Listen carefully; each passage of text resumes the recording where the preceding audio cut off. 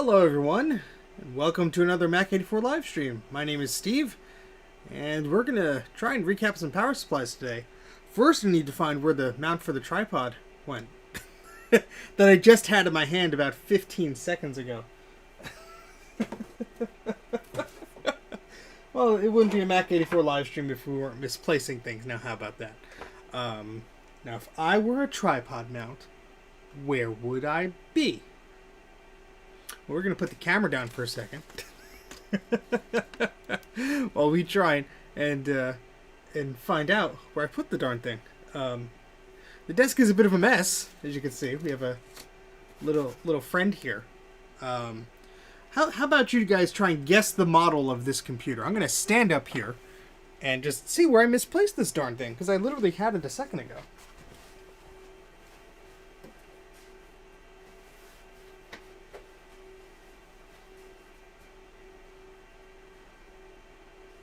So guess the model of that computer while I stall for time. Where did it go? Where did it go? Oh, this is going to be fun. Oh, here it is. It fell on the ground. It fell on the ground, everyone. We found it. We found it. And I will reveal who has guessed the computer correctly as we spin the camera around. It is a Macintosh Plus. Well done. Well done. All right, let's put the camera on the tripod here so we can be semi-professional here. And we get to raise that up a bit. Alrighty, we're sort of okay now. Sorry about that. Yeah, so last time I was in the basement, I was filming something, so I had my filming camera on the tripod, and I realized that about when the loading screen hit about 50%, so I'm like, oh, let me move this camera, and I moved it over there, and the tripod mount must have fallen off. Alright, so today I'm going to hopefully be fixing some power supplies. I've never done this before. I have the parts, so theoretically, this should work. So I'm going to have to move this Macintosh Plus, which was what I was filming with my camera. And I'm not going to tell you exactly what that video is about because I think it's really cool and I finally got something working. So I just will say that it is a very interesting little project, and it solves a problem that a lot of Macintosh collectors or new Macintosh collectors have with this computer. And that's all I'm going to say about that right now, as I struggle to unscrew the mouse connector, which has very smooth little thumb screws there. He's turning into a Power Mac. No, we're not doing that. But it is something pretty cool. And if I could lift this up and move this down over here. There we go. Okay, so now we have more room on the desk to tinker around with. But I am saying that is going to be a fun project I have worked on. And yeah, so let's get some of this stuff out of the way. I will talk about a few things while I'm just making space here. Those of you who just watched MacYak, and that's the podcast that goes from about 8 p.m. to about 9:30 p.m. Eastern every Thursday. So if you are not subscribed to MacYak, please subscribe to MacYak. We are live on YouTube every Thursday.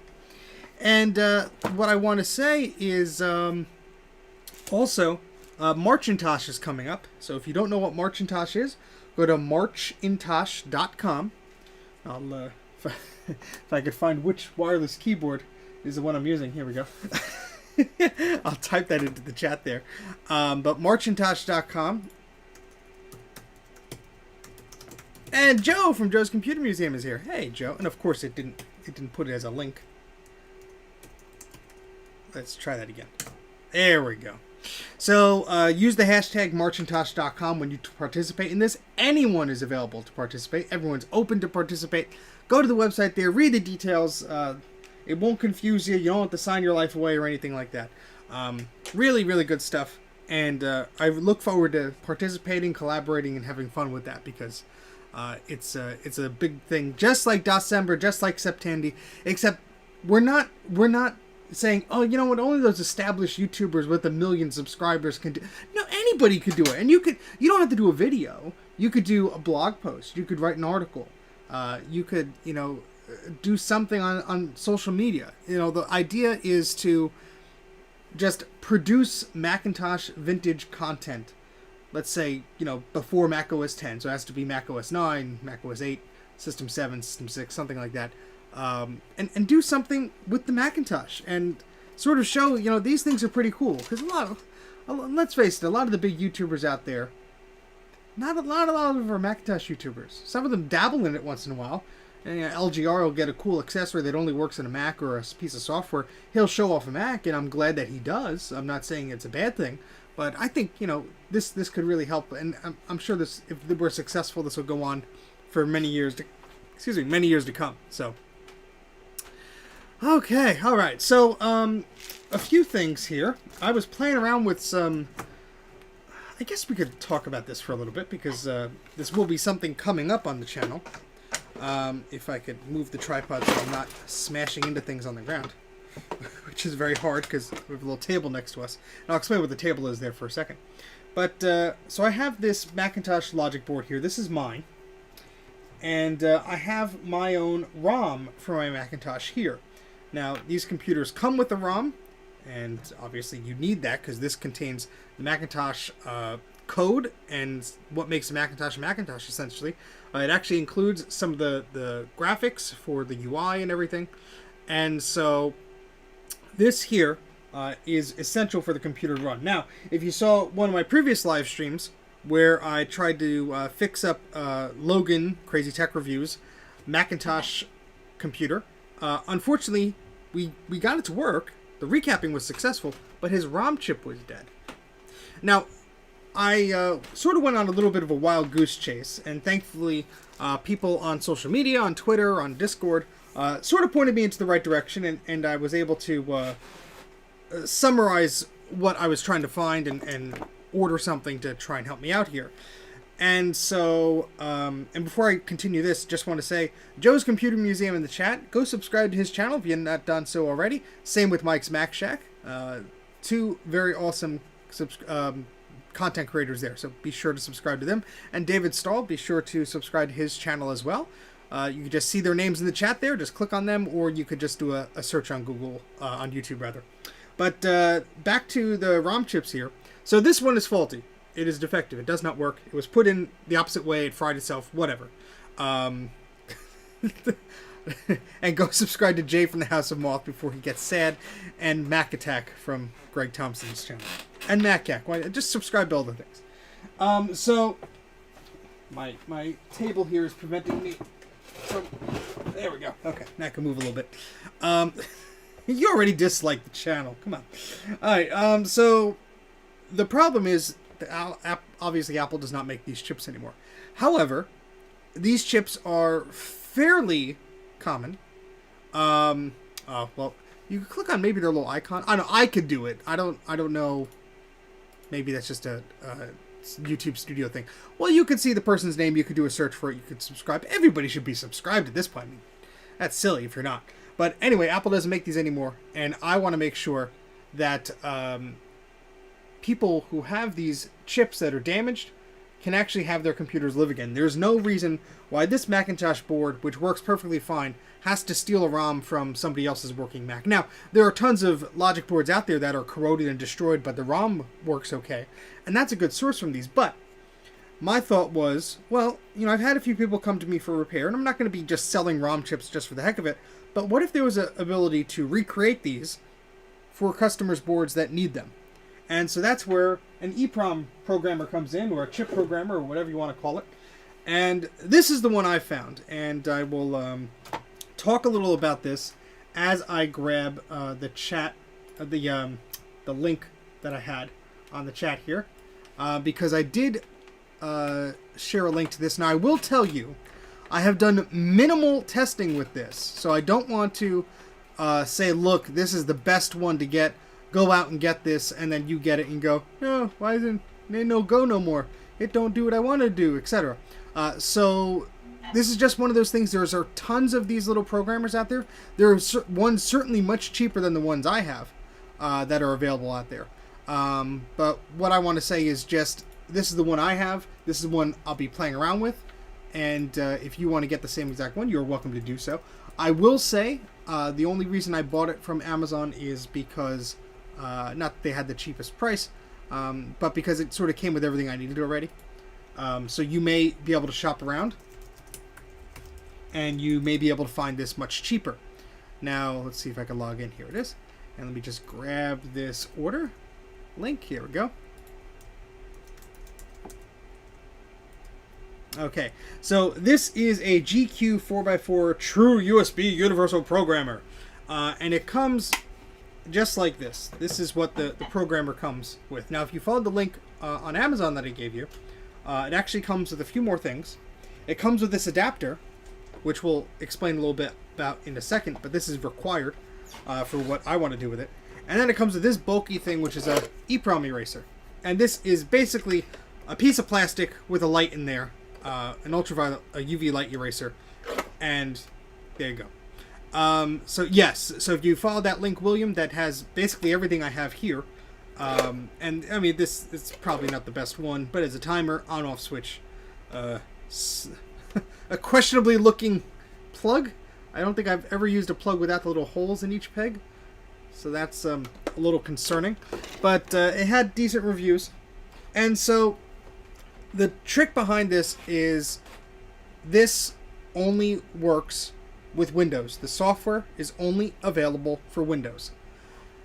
You may also find, as I found when I was doing some searches, that the software does not traditionally run that well on a virtualized machine, and that is because the USB connection to this device is apparently very picky. So something with the way virtual machines handle USB connections on certain systems may make this disconnect. So if you're thinking about using a virtual machine running Windows on your Mac, that may not be a solution for this. Again, I'm not saying it won't, I'm just saying it may not be. So the idea is this adapter is required because although a chip like this, which is 40 pins, 20 on each side, will physically fit in this adapter, it will not program or read correctly because the pinout of this chip is not what this programmers are expecting.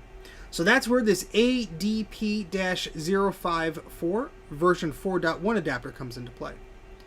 And Jay, you just gotta grow a pair and accept that some things in life you gotta use Windows. And so what you do is you put the little chip in there. Well, we're gonna do that in a little bit, but essentially you put this adapter in here, and it's gonna look funny because it's gonna go on the lower half here, and you're gonna push down this lever to secure it, and it's gonna hang off. It really looks like it should go the other way, but this is just the way it is. And it's gonna hang off there, and then what you do is you take your ROM. In this case, this is a Macintosh ROM from Macintosh Classic. The number on here is 341-0813, and you put it right here, the lower portion of it, and you secure that in, and then you plug that in. You're able to read from that ROM. Now, if this ROM were rewritable, this is not. This is one from the factory that is not rewritable. You would be able to program this ROM. So the idea is that you could save the information from these ROMs if you couldn't find them online, or you can, rip your own copy like I would from one of these and save it as a file. Then I would order blank chips online. So you have to sort of do some math and figure out, well, look at the data sheet rather, figure out what the equivalent of this chip is, because they might not manufacture that exact model, but they manufacture similar ones that are basically the same pinout. Find what those are, order a few, and then you could theoretically program your own Macintosh ROMs. Now, I have not been able to program them yet because I did not get any blank chips in the mail yet, so that's going to come sometime next week, hopefully. And I'll be able to test them out, and I'll do a video just on how to do that. Not a live stream, but a scripted video, more or less, of how to do that. Because I think that's very important, because I had to sort of flail around looking at Adrian's Digital Basement videos and Twitter and all that stuff just to figure that out. So, this is something that it may not be the cheaper solution for you guys to go look at. I'm positive there are cheaper ones that could do what I needed, but this one was all in the right package, and I found some blog posts of people saying that this worked for them. So yeah, these programmers, Alex, in the chat is asking if this could program PC BIOS chips. As long as the chip is compatible and as long as that chip is rewritable, I don't see why you wouldn't be able to, as long as you have the information from it. So as long as everything is compatible with that, I wouldn't see a problem with that. But again, look this model up. Their website is pretty comprehensive. Does it say it on the back? Yeah, MCU Mall Electronics is the manufacturer name. Their website's a little but you go there and you click on it. There's a compatibility list. Tells you all the chips that work with this. And then the software, this is what I found very interesting. If you download the software, again, Windows only, but if you download the software for this particular model, it'll go into a demo mode, even if this is not connected. And what that will let you do is it will actually let you select the chip type from a drop-down menu, and it will tell you if it'll work with this, and it'll tell you if you need one of these adapters installed, etc.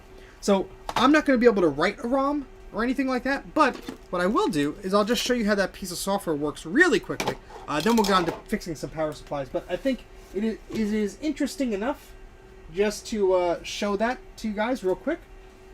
If you guys want to see that, I assume you do. So I am using a PC laptop I got from a dumpster, from an e-waste dump site where I got the G3 all-in-one, and Jay is going to say that's exactly where it belonged.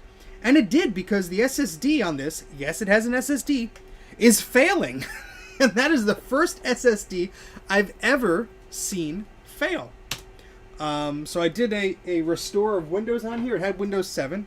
I made I did a reinstallation of Windows, and it keeps popping up every once in a while. You'll probably see the error message there when it comes up that the hard drive is failing. So, yeah. Well, Alex, there are probably cheaper ones. This was about $150. I've seen ones for about $70 just for the programmer, but those adapters, because each programmer requires a different adapter, those adapters were shipping outside of the US, and it would have taken me till April to get one. So I decided to just spend a little more so I could get this a little bit quicker. But let me see if I could... let me turn on... do I have the VGA thingy plugged in? I don't. Yeah, give me a second. Let me plug this in so I'm not holding the camera at the thingy. Now I got everyone buying these things. Let me just see if I can... Yeah, I have two VGA cables in there. So which one... I'm just looking at my scaler here, trying to see which cable I could steal here. Okay, yeah, there's that one for that.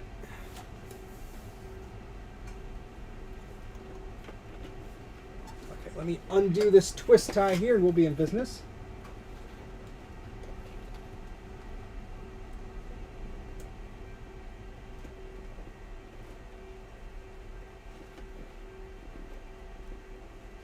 I hope I'm untwisting this the right way, or I'm just tightening the darn cable. There we go. Okay, so let's do this so we could actually show you guys what this looks like. So let me plug this into the computer and see if we get. That's right. With Windows, you gotta finagle it here. I want to share my desktop. Come on, do the thing. Oh, jeez. Hold, please. Oh, Windows. Windows, Windows, Windows. I don't think I have the graphics drivers installed on this thing. Oh, Windows. Windows, Windows. Why are you a pain in the butt? Yeah, I don't know if this is gonna... Well, I'm pushing the F7 key, hold down function, doing all the things. Yeah, I don't think it wants to. Come on. Is there some silly doohickey Intel control panel thing I gotta click on? Intel Security Status Center. No, thank you. All right, we'll just point the camera at the screen because. No, Greg, because I don't have the driver on here. Because here's a little tidbit for anybody who ran into the same issue I did with this machine. I used the System Restore, thinking that the System Restore will include all the drivers and everything for the system. No. No. There were no drivers that were installed. So, yeah, holding down Windows and pushing the P button does not do anything either. Because I used to do that on my old machine. So, I think it's just that the graphics drivers are not properly installed in this machine. So, because it is not detecting anything. And if I go to connect to an external display and I'd go to the advanced settings, chip type adapter unavailable, unavailable, unavailable, unavailable. So, yeah, I think it's just not happy. But we're going to just point the camera at the thing. The computer just started up, so yeah, there is a function button. It is right there. So, all right, we're just gonna show this to you because it's easier. But there's no drivers on here. All right, and they're not on Lenovo's website. There's plenty for the T420, but not for the T410. So, all right, so when you plug it in, you get a happy little beepy beep, and we're going to open this USB Programmer application. Did not get a response. Now, this is something that has happened. It's probably just the laptop, but there we go. So now we got a little splash screen that's looking for the driver. It just checks the firmware, makes sure that everything's updated. I will do you one better, Joe. I took a picture of the serial number on my phone because I was running into this problem the other day, yesterday, and I will read it off to you if I could find it. Here it is. The serial number for this particular machine is, well, let me type it in. My keyboard. Where's my keyboard? Well, I'll read it off. R as in Robert, 8-4KWC4. And then there's a space and the number is 10/09. I'm assuming that's just made in October 2009. But again, the serial number is R as in Robert, 8-4K as in kryptonite, W as in water, C as in cat, and the number 4. So, yeah. We got bright lights. Bright light. What are you, a gremlin? You'll be okay. So there we go. All right, so yeah, this is the software here. And what I'm going to do is I'm going to go to device, and this is I haven't figured out the complete software here, but you go to device, and here is where you can do a search of all of those. Thank you very much, SadMac. Here you can do a search for all of the chips that this software supports, and it will tell you if your device supports it and all this stuff. So there are little tips in there which are helpful. So I'm going to type in 400 because I know 27C400 is the equivalent chip for this particular ROM. So when I selected that, you'll notice the panel on the right changed. And so now this panel is saying an adapter is needed, and it tells you the adapter, ADP054, that's the one I have here. So it says that adapter is needed, and so you have to have that plugged in, obviously. And then it tells you the orientation of the chip with the little notch facing up. So that's how we have this. You know, obviously mine is upside down. But that's basically it. That's how you identify the chip that's in there. And yeah, you know what? Because there are two models of this. It's either Intel or NVIDIA. And I tried the NVIDIA one, and it don't do. So anyway, so what I'm going to do here now is I'm going to click on the buffer tab here. And I'm going to select read, because this was from a previous session. I'm going to select read, and it's going to read this ROM chip. Now, this ROM chip is from Logan's Mac. It is not really working, and you'll see why. So let me click on that. You'll see the buttons are flashing. And then the lights are flashing, rather. And you see this progress bar.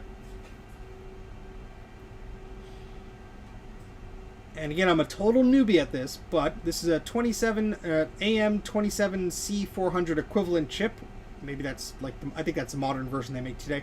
But you can see, this is where I notice a problem. You see the ASCII section here? There's a lot of blank things. A lot of blank things. Now, remember that. Remember that. And now, we're going to put my chip in here that I know works. And so we're going to put that in. Oop. It's hard to hold the camera and do this at the same time. Hold, please. I don't want to break my new toy. Okay, there we go. So the new chip, my chip is in there. This is the one that is from my working computer here. And so now if I go to read again, it's going to read that chip. You're going to see the lights do their little dance there. And the progress bar comes, and you can see, as this finishes there, there's a lot less blank dots in that ASCII area. Now, of course, you could look at the hex and everything, and that will tell you the difference there too. But yeah, this is just, giving you the readout of the chip there, and I could actually do a comparison. I could load. Well, that's the first attempt there. Let me open the other one. So this was Logan's Mac ROM that I tried there before, and here's a dump of my Mac ROM. So you watch very closely, and keep watching. Look at that all fill in. So obviously there was a difference there. Now, no, that's not a dumb question, William, because some chips are erasable. This chip is not. If you try and erase it, you will get an error. So this is not an erasable chip. Usually, and again, I'm a total newbie on this, usually the erasable chips will have a little window, and that window is usually covered by a sticker to prevent accidental erasure. And so the chips that I ordered all have little windows, and that's what this EPROM eraser is basically for. It's a fancy box with a light in it. So, yeah.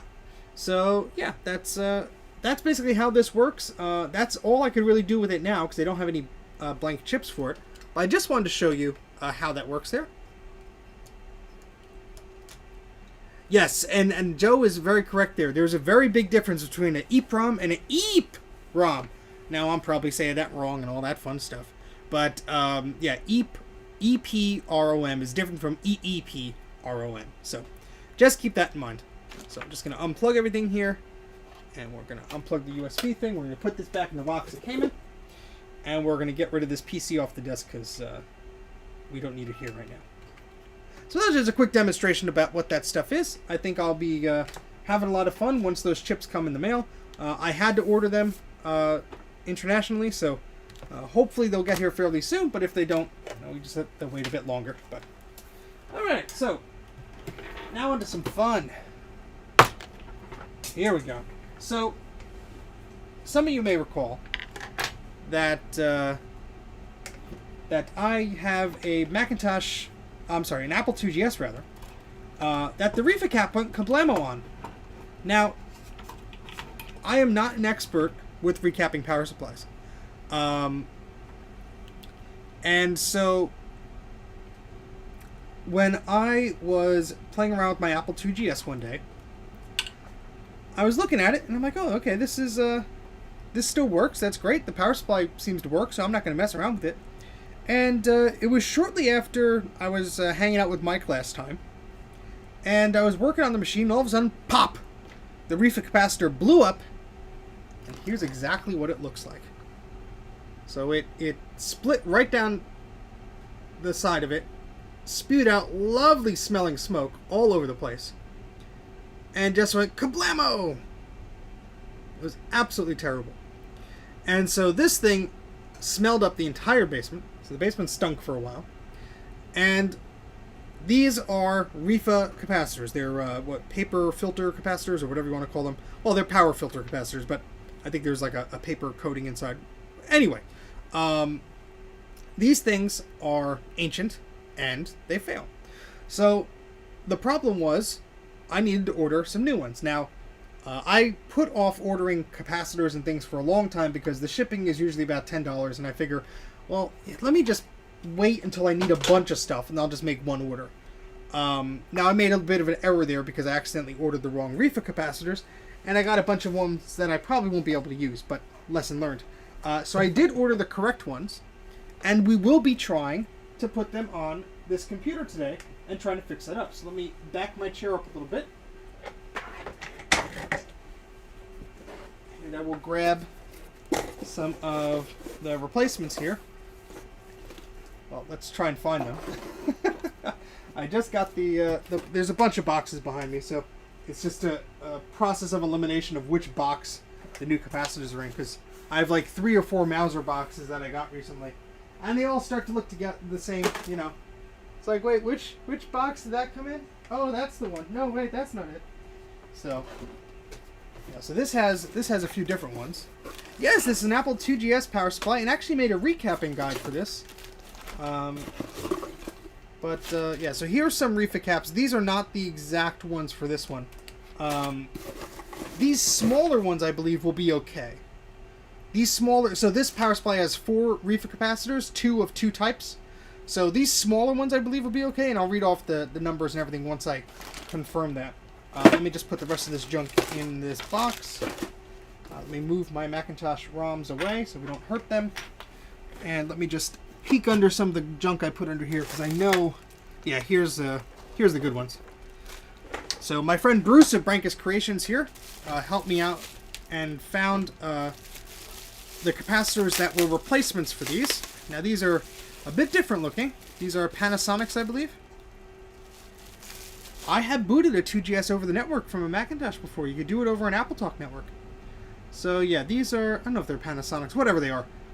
These are the same rating, I believe. Maybe. We will double check that.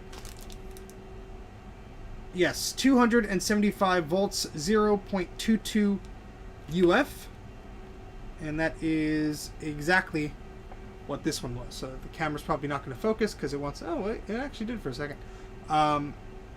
Yeah, so this should be the equivalent of this. Let's see if... You're very welcome, Jay. Now, if you go to appleserialnumberinfo.com, that is Jay, the House of Moth's website he runs, and he tries to keep all his serial numbers in his database there to try and make it easier for people to understand what serial numbers, what their Mac serial number means. You know, they try and decode it. He tells you, when your Mac was made, what model it is, all the specs, and all that fun stuff. 220 nanofarts. Yeah, see, that's what the farts are. So, what was I doing here? That's right. I was going to the camera. I was gonna try. Oh, I ended up quitting the darn camera app. I wanted to change the focus settings. Let me go into this panel here. Let me go into the focus here, and there we go. Okay, so let's try and focus this real good. There we go. So the old one's on the top, and the bottom one's hard to see because it's black on black background there, but you can just barely make that out. And there you go. Yeah, the iMacs have a lot of... The iMac G5s have some cap issues, which are fun. Now, the rest of the capacitors on here aren't too bad. I did not go ahead and order any new caps for the board because it was working perfectly fine before the refill cap popped. And I think the machine was actually still up and running after it popped. So I don't think that's necessarily... there's no necessary issue with the rest of the power supply there. However, the thing is old, and obviously, these things require a lot of love and attention. So I wouldn't be surprised if I had to replace some of the other capacitors sometime down the road, and that's something I will likely be doing in another video. But I figured, you know what, let me just replace the refill capacitors, and we'll go from there. Now, the pitch, which is the width between the pins here, is not exactly the same. This one's a bit more narrow, but we should just be able to bend them. We should be okay. So I'm going to put that old one to the side here, and we're going to heat up our soldering iron here because we're going to need that in a second. Let me make some room to the left of me so I don't keep hitting into this laptop here.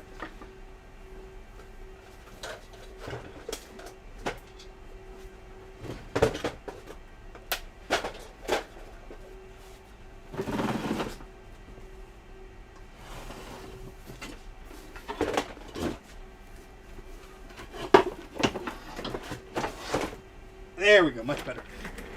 Actually move around without having a fear of throwing the soldering iron off the table. Okay, so you have a kitty on your arm. Don't worry. Yeah, no, the caps don't last forever, and I'm not saying that you should leave the original caps in these machines. There's no reason why you should. I just want to see if I get this working again simply by replacing the refill capacitor. I believe I can, so that's what I'm going to try today.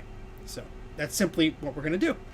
So, I do also have the other capacitor that failed, if I could find a little bin. I apologize for how unorganized I am today. Not like that's different from any other stream, but I will blame it solely on the Mac guys who were like, "Hey Steve, you should stream."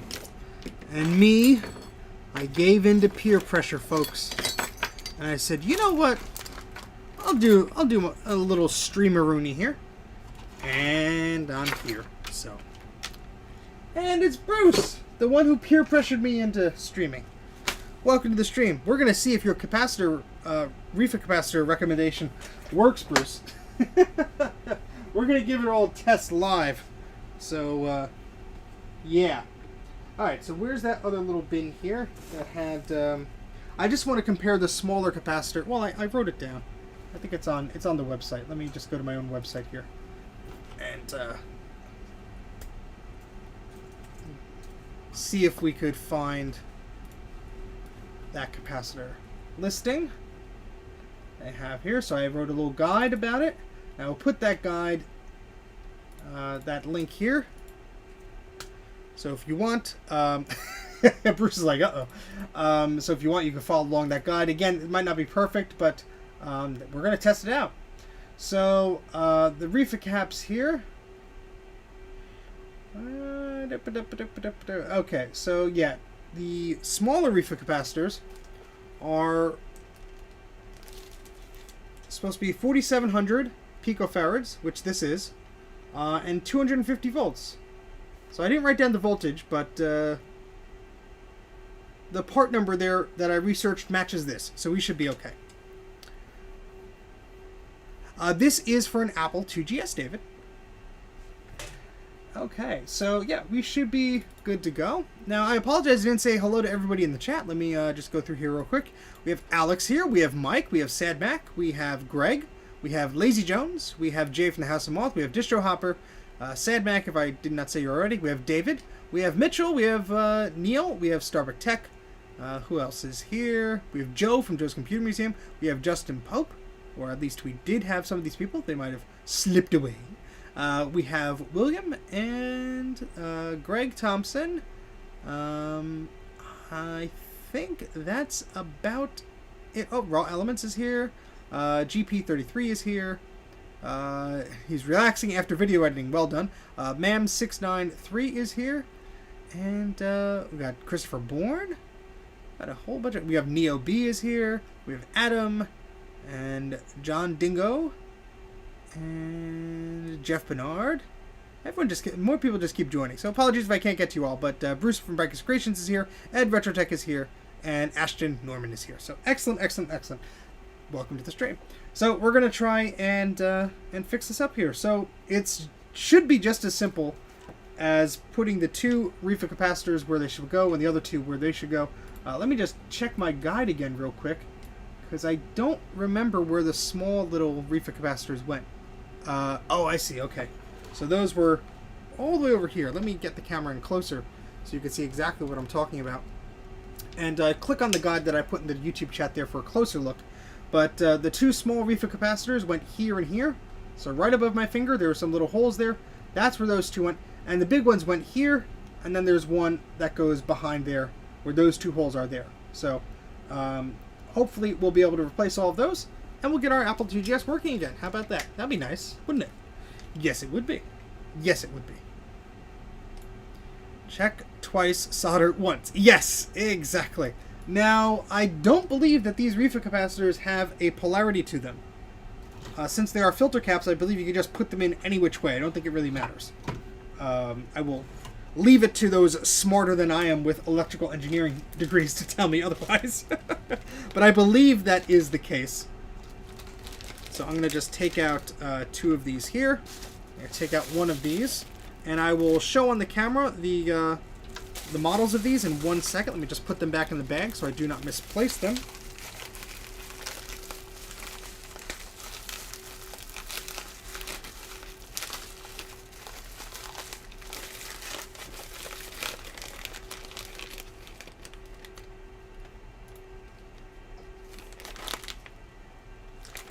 Alright, thank you, Bruce, for confirming.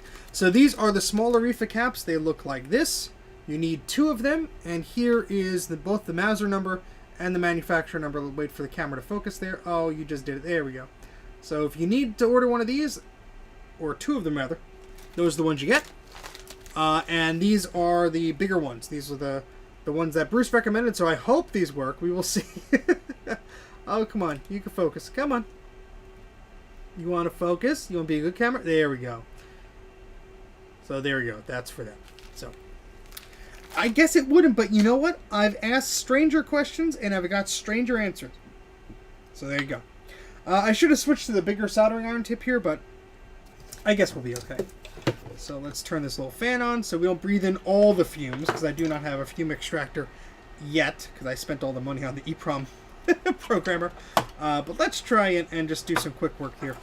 So I believe all the holes are open here for these to just slide in. Now, yeah, this is going to need some adjusting here, because these legs are a bit too small, a bit too close together. So what I'm just going to do is I'm just going to bend these outwards slightly. And then bend it again, so you get like a little bit of a, you can't really see it, so I put it there. So sort of like a up and then bend over there. Let's see that. Enough? No, I should do that on the other side too. So just a bit of a bend, nothing serious there, but just wide enough so that will fit into that area. So let's try that. Yeah, that works a bit better. And that will almost slide in. Yeah, there's a little bit of a solder blob stopping that one from going in. So I'm just going to heat that up. And since it's only one, I'm not going to really worry about it. We're just going to let that slide through.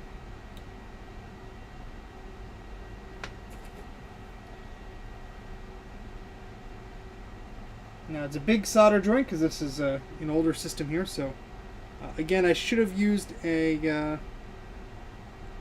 bigger soldering iron tip for this, but I just thought of that now. So all right. So as you can see, the pins are now toward the bottom. I'm sorry I'm not zoomed in too much. The camera can't really do that. But yeah, so we're going to just bend those pins. We're going to fix that up in a little bit once we flip the board over. But let's just try and get all these capacitors, and this should be a fairly straightforward job. So again, looks like I have to melt the solder here.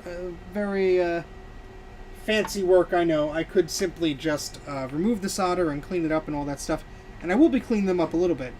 It's just, this is what I'm doing right now, so this is what we'll do.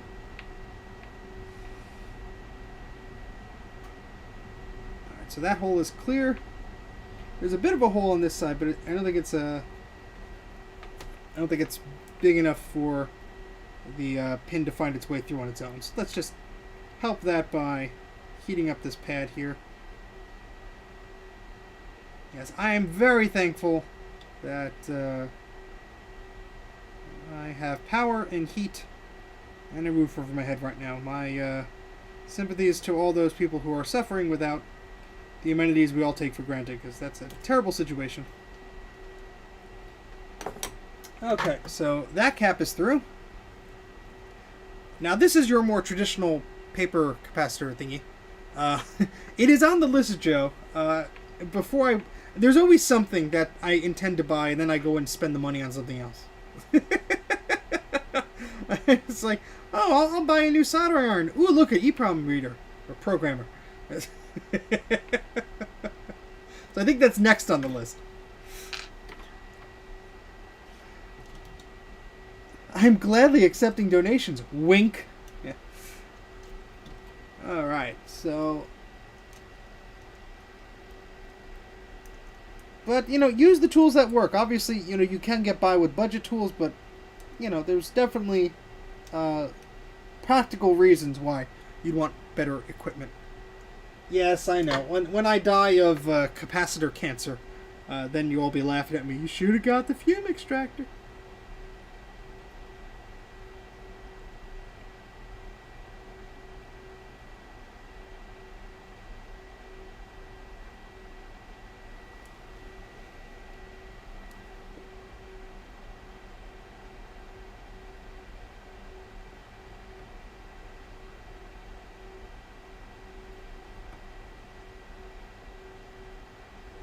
These pads just take a little while to heat up because they are rather large, and I believe this one's right on the ground plane, so that's going to take its sweet time. Let me just add a little bit of fresh solder. Sometimes that speeds up the process a little bit.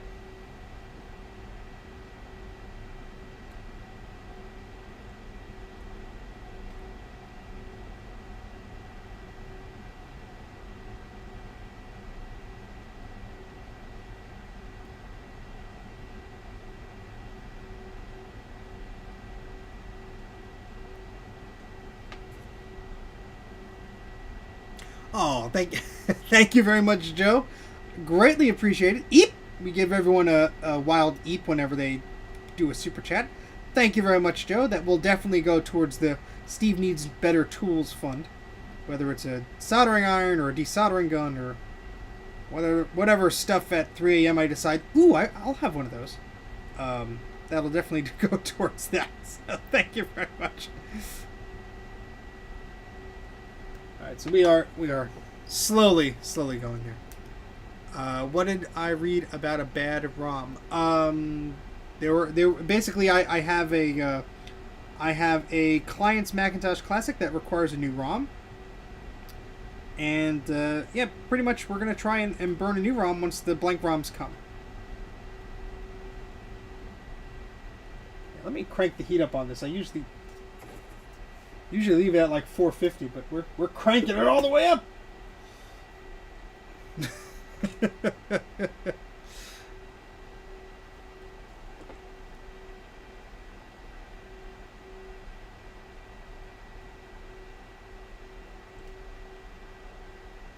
Yeah, I just should have left the larger tip. I always forget when I'm working on larger things like this.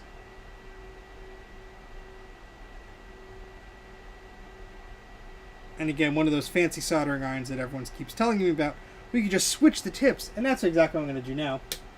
But I have to turn the soldering iron off. We have to wait a second. The Macintosh SE30 does. That has the Rominator 2, I believe. Now, the Macintosh Classic has a different ROM that looks like this. The Macintosh SE, now this is not a ROM, but I'm just saying it looks sort of like this. It looks like a memory module. It's not. This is just an example. The Macintosh Classic ROM is like this, your traditional chip-looking thing, and this looks like a memory module. Again, this is not a Macintosh SE ROM, but looks kind of like that. So there is a difference, and that's why you can't really interchange them. And the Rominator is great. I actually have one here. So that would have been a better example to show.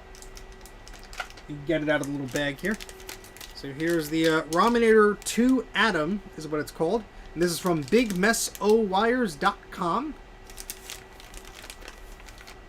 And let me get it out of the bag here. So you got your little skull and pistols there, which is pretty neat. And that is the replacement ROM for your Macintosh SE 30 and some other Macintosh 2 systems. And here's one for a Classic. So very different. You know, they did have a programmer for this at one point, but I believe the components used in that programmer are no longer readily available, so they had to cease production of that or cease offering that. Apparently there is a way for you to build one yourself. I have not really had the need to do that yet, but maybe one day. Maybe one day. Maybe. Yeah, a lot of people do that. Joe. I know that Sean from Action Retro has one in his Macintosh SE30, his cursed Macintosh SE30. Well, I guess it's formally cursed, because it's not cursed anymore. We fixed it. I fixed it. Any curses that appear on that machine from now on are totally Sean's fault. Where'd those things go? I'm losing everything today. I apologize. Yeah, I do like their name. They also have they also sell one of these, so it's very dangerous to go on their store. This is a floppy emulator, so a floppy emu, freaking awesome little device. Basically emulates a floppy drive, works with Macintosh and Apple II systems. Again, a little pricey, just like the Big Mess of Wires ROM. But you know what? If you're into this stuff, if you're going to be doing this stuff, it's really one of those cool tools to have. So. Now we're going to look for what I misplaced the other day. I'm sure it's just like right here, staring at me in the face. Pro tip, Steven, don't move anything around when you're cleaning. Because you never, ever, and I mean ever, here we go, put things back in the right place. Alright, so we're just going to use a bit of a larger tip here for this type of work. And since this is probably hot, I'm just using pliers so I don't hurt myself here.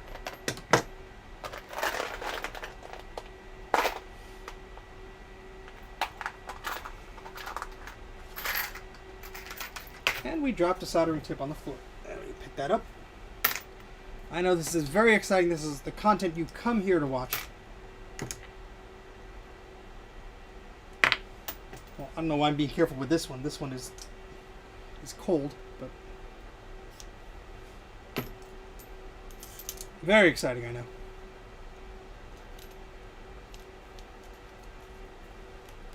Okay. Turn that back on. Let that heat up. That would be very cool. I don't know how active he is. I know he's running the website.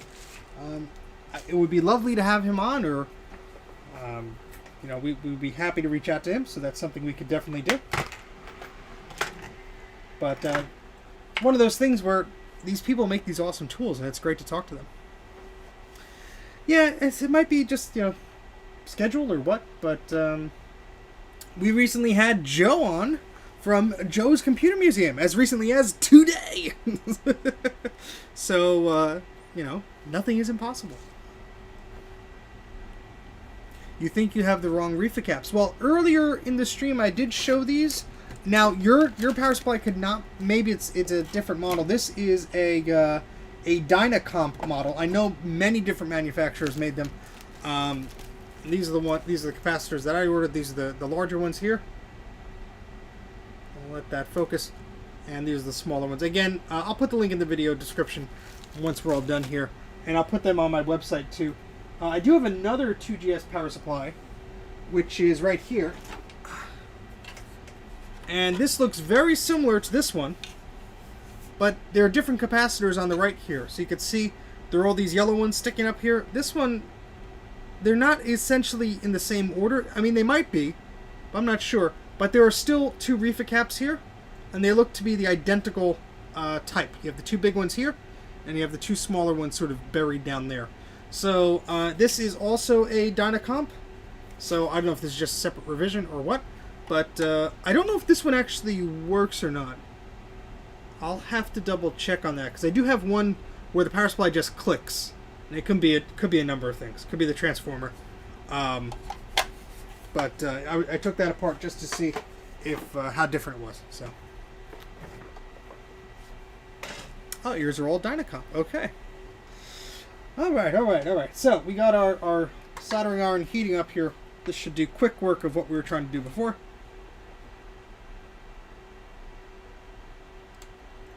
There we go.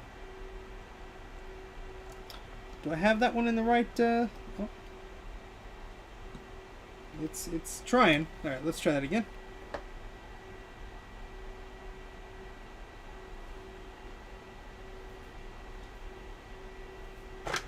I just need like a third hand sometimes. They're very helpful. Anyone know where to get one of those?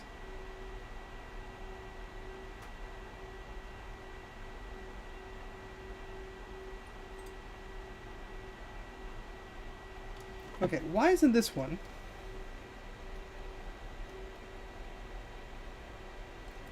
going through the little hole there? I'm pushing.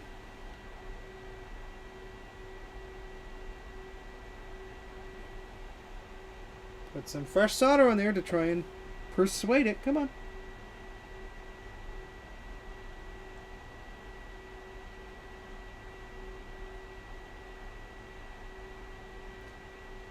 Yeah, sometimes with these it's just like there's like a little dot of solder and it just does not want. Yeah, that's what I'm going to do, Jay. And it just does not want to come through. So Everything else was cooperating. But this one, just doesn't want to do it today.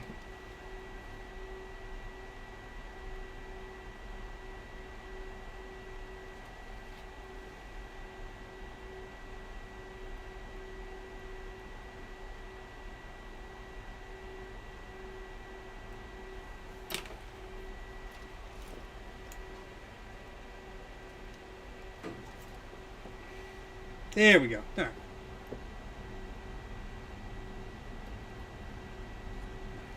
That made it much happier.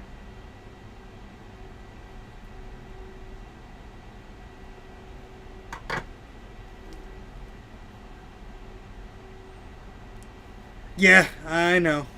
I know. Yes, exactly, Joe. I do not want to untangle and desolder all this stuff. I mean, I could, you know, try and break this off, but I don't want to do that. And this here is like, yeah, I'm just exactly. I am purely function over form here. I don't care how things are positioned or how they look or whatever. As long as it works, it's fine by me. I'm not saying that's the ideal way to go. I'm just saying that's me. You know, other people's, you know, might retrobyte every single one of their computers. I want to get them functional first. Then I'll retrobyte the heck out of them, maybe. But it doesn't really bother me. Okay, so let's see if we get the camera a little bit closer. Slightly. All right. So just gonna, we don't really need as much flux as we would on a modern Mac here, just because these solder joints are so large. But there is some old gunk here, so we're gonna clean that off a little bit. And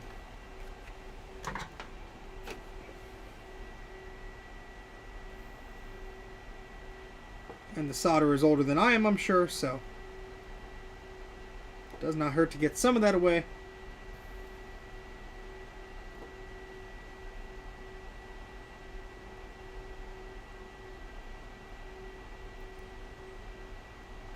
And put some fresh happy solder in its place, so we don't have to do this for another 30 years or so.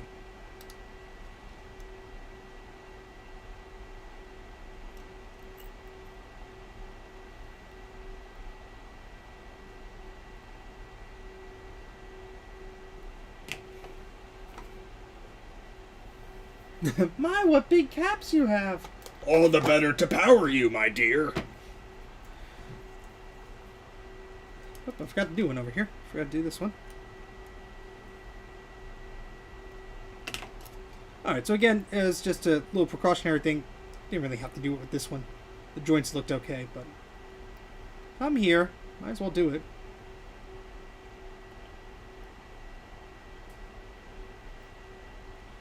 Because cracked solder joints are a thing. I mean, these things have been sitting around for 30-something years.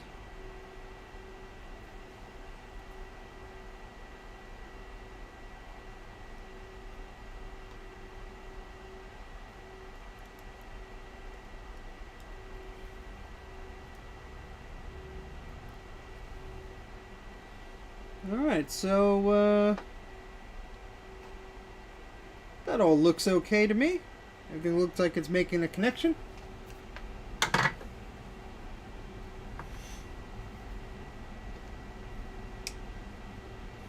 Oh.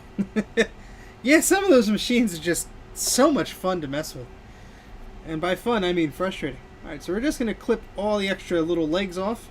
And this should be it. We should be pretty much done with this power supply, because it worked except for the reefer cap popping. And I certainly hope this will fix it. I hope nothing has been damaged or anything like that. From what I understand, it is quite rare for the reefer cap popping to damage Macintosh 2 GS power supply, or some Macs as well. No, I'm not saying it's not impossible.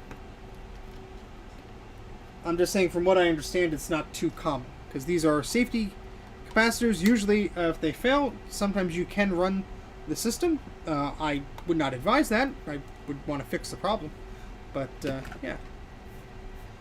Alright, so let's see, where'd my Q-tips go? There they are. Just clean this up a little bit, just because there's a little bit of flux everywhere. So just clean this up real quick.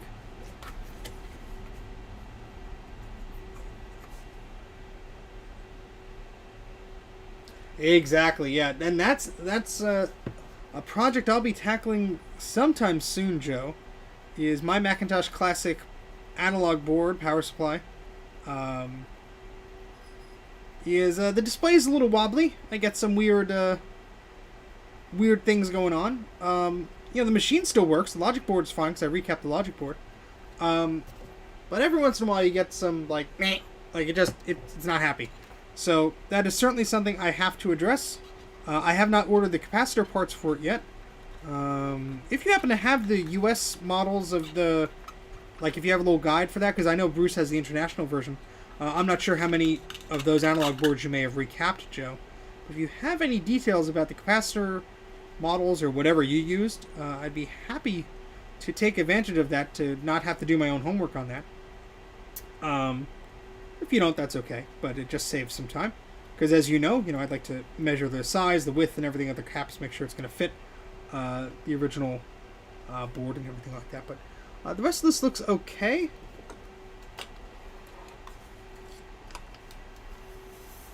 This is a Macintosh Classic I was talking about, Joe. So if you have anything for a Classic or a Classic 2, any analog board cap part lists or anything like that for the US versions, be greatly appreciated. If you don't have it, that's fine. I was just curious. Okay, so everything looks okay to my naked eye, so we will test this out. Oh, no worries. That's okay. When I end up doing those, I'll be sure to share it on my website, so it's not a big deal. Just curious while I had you on the chat. Doesn't hurt to ask. Okay, so am I missing a part here? Oh, no, okay. I think this just sort of screws in there. This little grounded thing. Or was that, did a separate screw go there? Darn it, where'd the top for this go? Topless power supply. What? Yeah, I don't know where the top of it went. Probably upstairs somewhere. Here's another 2GS power supply so I can sort of compare. Well, this is a slightly different... Yeah, this is a slightly different model.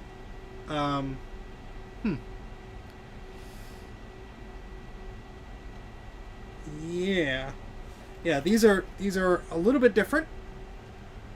This is a Aztec model. And I really should have labeled which one worked and which one didn't. Because one clicks, and then I think one was having another issue. Let's just see how this one is wired up. Okay, yeah, so that's just that ground cable, that green cable there. That's all I was worried about. It's just using that little nut, it's plugged into the side. So that's fine. We could just do that temporarily as we do this here. Yeah, the Aztec one looks quite different. We could turn our fan off here. You can probably hear the Xserve I have running in the background. My apologies. I turned that on to do some backup stuff and promptly forgot about it. So, shame on me, I know.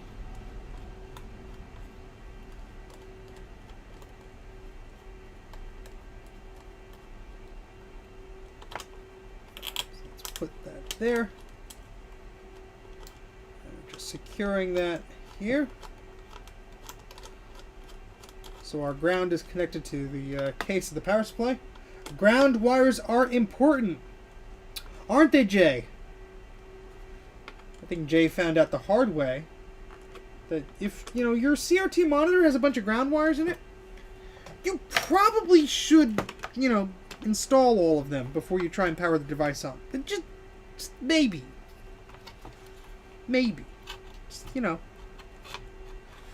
just a pro tip there. Okay, and the fun part is always wiggling these things back in, isn't it? But let me give you a good look of this before I put it back in. So, there's one of the new reefer caps. Here's the other one, and those are the two small ones. So I know the camera isn't really focusing here. Come on. Here's my finger. You want to focus on my finger? There we go. So, yeah, that's all the new caps in there. Exactly. It's only been on for a day.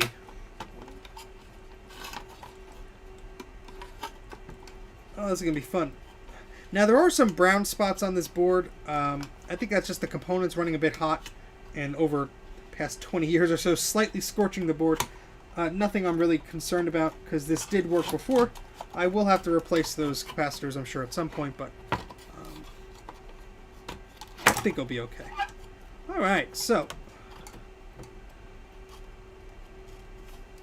make sure this is all back into place here.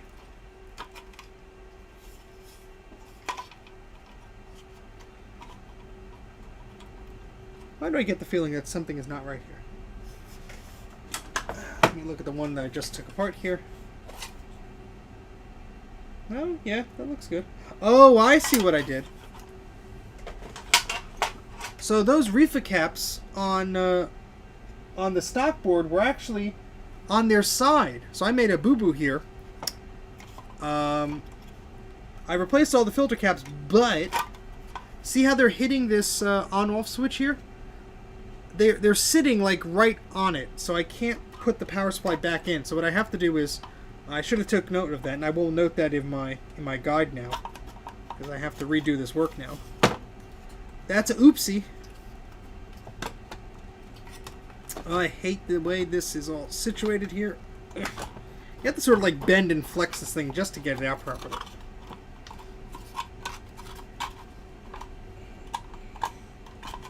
Okay, there we go. So what I have to do is just take these and just give them a little bend room and just bend them on their side. Now, I'll do that so quickly here, you ow, that hopefully we don't... Oh, and I snapped the legs off of them real short, didn't I? Oh, Steven. Oh, Steven, what were you thinking, you silly person? You silly, silly person. Well, that's... sucks.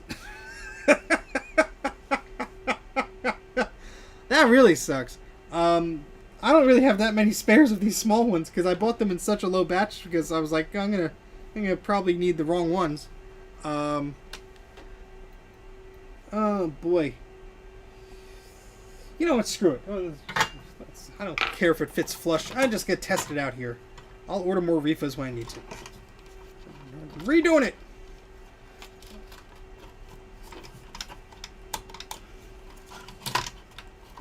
This is when people are rewatching the live stream and they're going, that's where he screwed up. That's why his house burned down. He didn't put the refas in the right orientation. Get out the Dremel. I mean, I could solder longer legs onto them if I really wanted to, but I just... Was it 11:44 p.m.? I just can't be bothered. I just can't be bothered right now. So, I think Bruce knows how that is. Just can't be bothered. Alright, so that's as flush as it's going to be. Those capacitors do not have a conductive shell, so it's okay that that power switch is right next to there. Says me, who is not an engineer or a safety expert or anything like that. They'll be okay, says me, who has no idea what he's doing. I have somewhat of an idea. I'll give myself a little bit credit. No worries, Adam. See you later. And yeah, I'm missing the screws from this. I don't know. There's a little plastic bag. Here it is. I spoke of the devil and it actually came. I think... Sorry, I got a shot of my head there. I think most of these screws are for the 2SI power supply. Ooh, you could just see all the electrolytic right there. You can see sort of the shadow of where it's a little different colored over here. You can see where that has leaked. This is another one I'm going to attempt. Let's see, there's 1, 2, 3... How many screws? 4? 4 screws on this one. Okay, so some of these screws here, let's compare with our one that we didn't destroy yet. This one is broken. Alright, so it had a flat head. Maybe?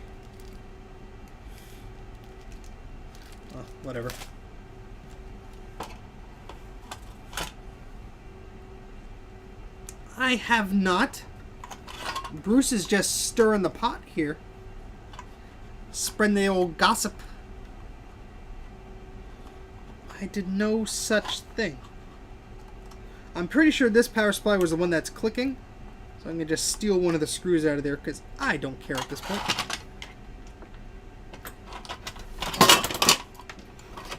He's throwing the things around. He's angry. What happened? Why is he so angry? I'm just borrowing the screw. I could hot snot it there, but then I think everyone will be very upset. Get my tweezers out here. Oh, ground wires. Yes, well, he deserved that one. And that was like 20 minutes ago.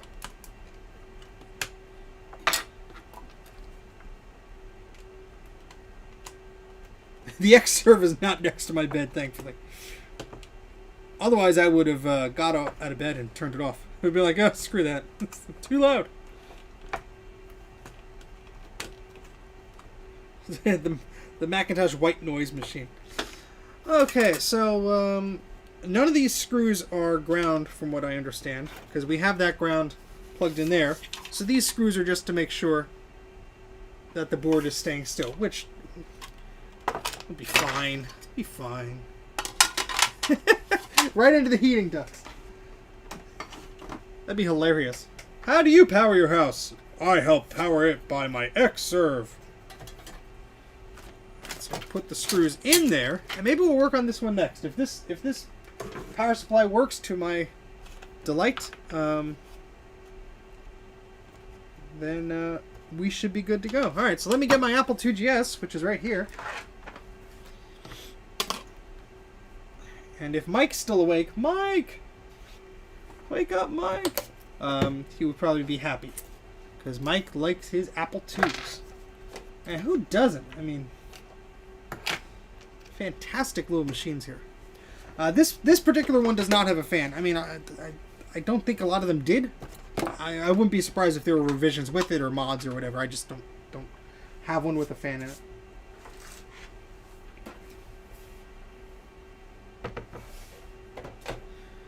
Okay, so let's double check that we have the right Apple IIgs here. Apple II forever. Never fear, we have models for years like a 2GS with a built-in floppy drive. Don't worry, we'll cancel that or something. Get this stuff off of my lap.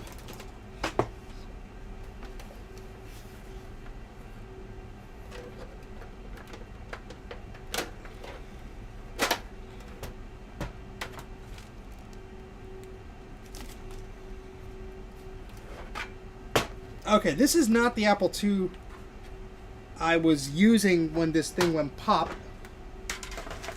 But I could test this in it anyway. It doesn't matter.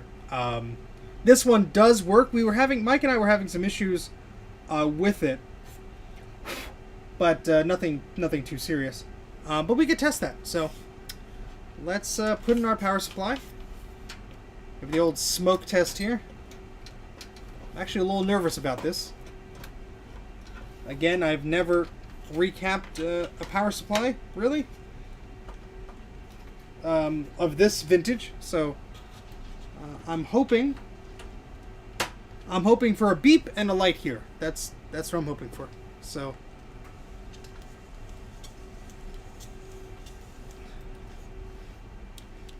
okay, all right. So you get a good top view here, just like when Bruce's capacitor epically failed.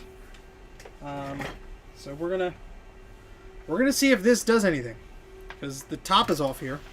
Topless power supply, and power supply is in the off position. We're gonna plug this in. Oh, I broke the plastic, I think. Well, let's try it again.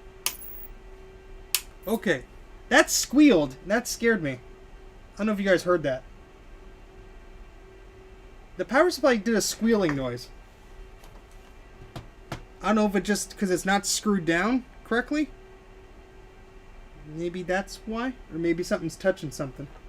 Something might be touching something. Let's let's try this again.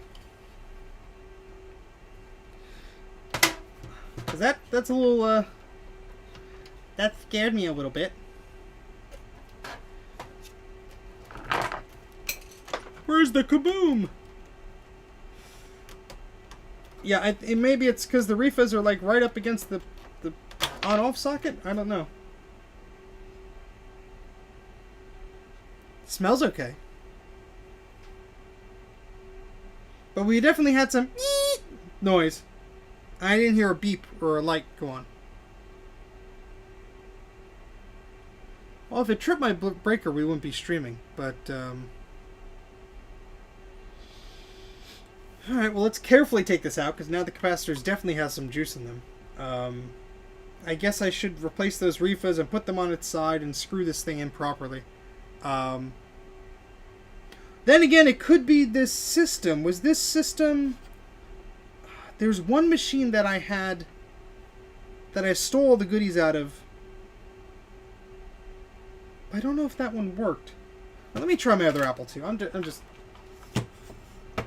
very curious here. It's a 2GS, exactly. Thank you, Madeline, for joining the stream. Where is... Where's the good 2GS? Where's the one that I pulled this power supply out of? That's gonna be... That's the question there. As he scans his shelf with his eyes to find out where the heck he put the darn machine. It does have a fuse, and the fuse looks intact. So I'm not concerned about that. I am concerned about that noise we heard. Let me just wander off in this direction briefly.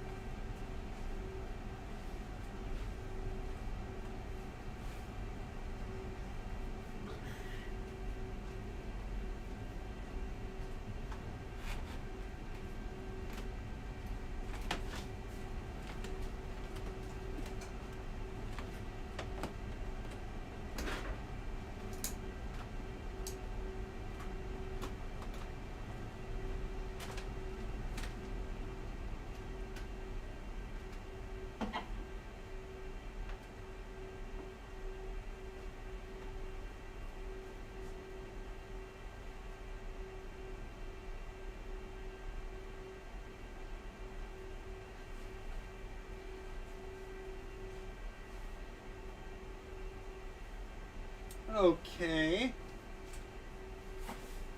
So I found the top case. Well, I have 3 Apple IIgs units. One does not work completely, which this one may be that one. I have 2 others. I have no clue. I found the top cases for them. So where the heck did I put the bottom cases? Where did I put them?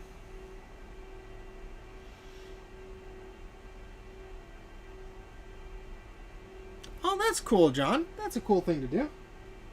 Yeah, I mean, there's just piles of crap everywhere here. I'm still not fully organized because of ever since that pipe got messed up in the basement. I'm just looking on the shelf over there. Because with my luck, this is the machine that doesn't want to work. I'm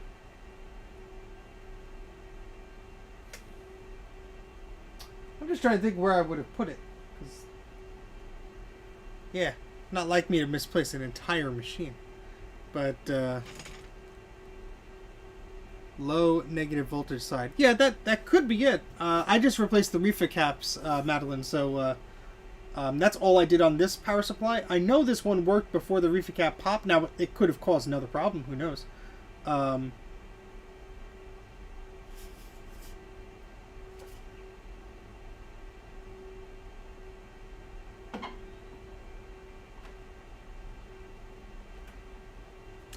Oh no, I would have never tossed anything like that, especially by accident. That's quite a hefty thing to throw out. I'm just trying to. Let me just look over here. Because the last time I played around with this was like in the summer, and Yeah. Well, I feel very foolish now, don't I? An ESR meter. I have not. I don't think I have that.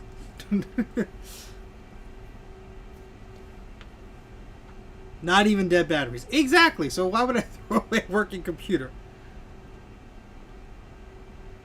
An ESR meter. Now that's something I have to look up and... Well, that looks fancy. Is that the... Well, I have a multimeter, but I don't think that does the same thing.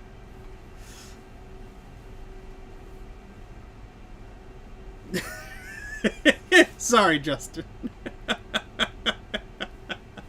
This is... hopefully my good looks and charm will make the stream be successful anyway. Oh, Lord. Where the heck could I put this thing? Because it's one of those things where it probably sat like right in front of me, and I was kicking it around, not literally, but you know, it was in my way, and then I moved it somewhere, and now I have no idea where that somewhere is. And there are so many boxes, it could just be like in something, and I'm not sure. But okay, so plug it in and use a voltmeter. So I assume I could use my multimeter? Or would that not be the same? I'm asking seriously. I'm not trying to be joking or anything like that.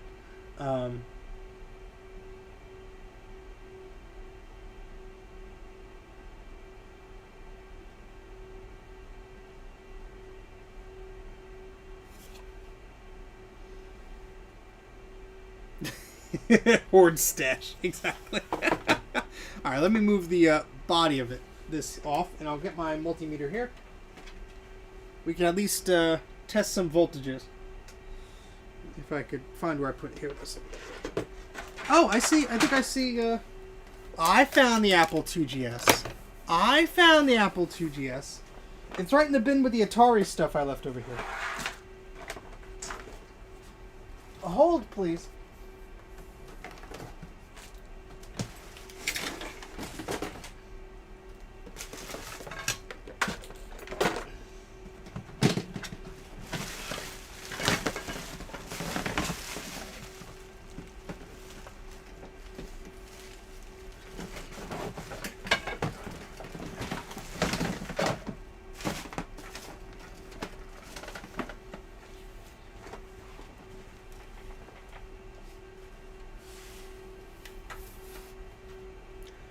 Alright, so here is the Apple IIgs that this power supply was working in before it went all sad.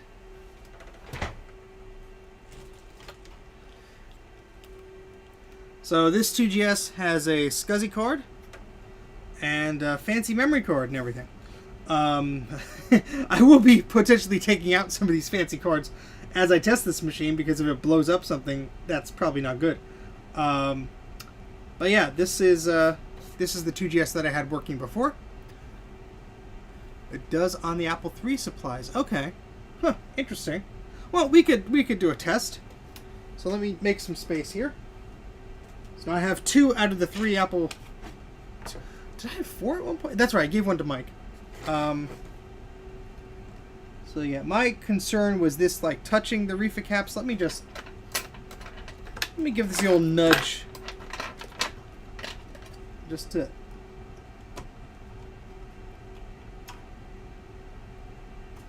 I guess I should use screws to screw this down.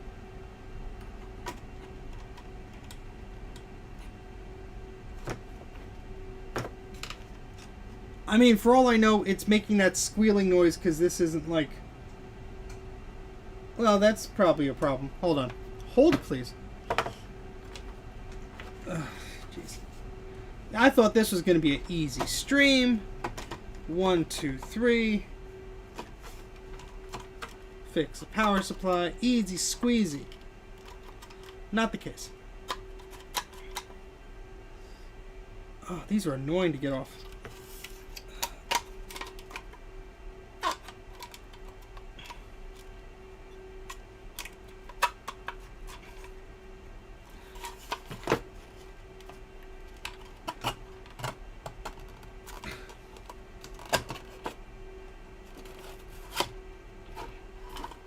like a puzzle. Kids, don't get a Rubik's Cube. Try taking apart an Apple IIgs power supply. The fun never stops. Oh, come on.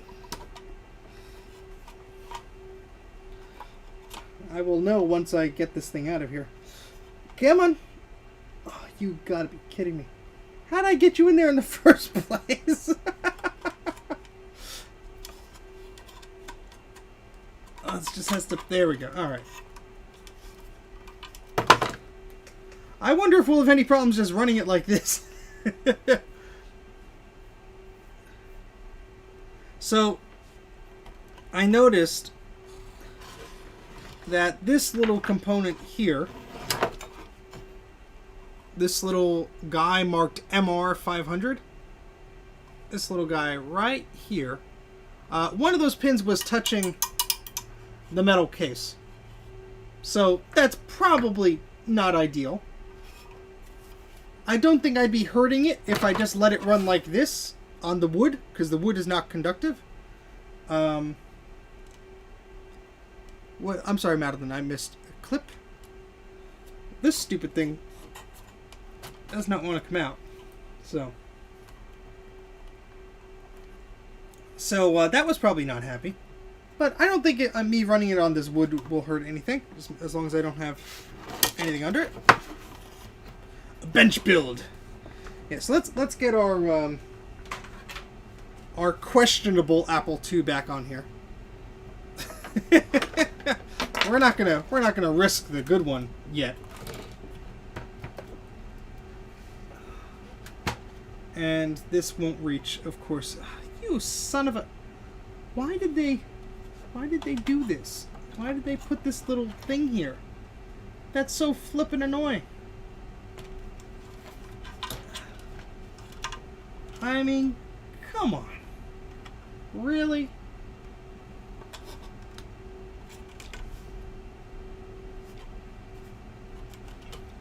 I guess I could just put the Apple II over here.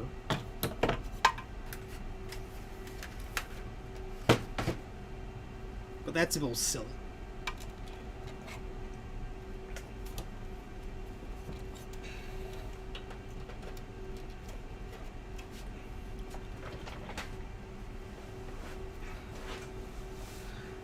Why rotate the power supply when you can rotate the entire computer?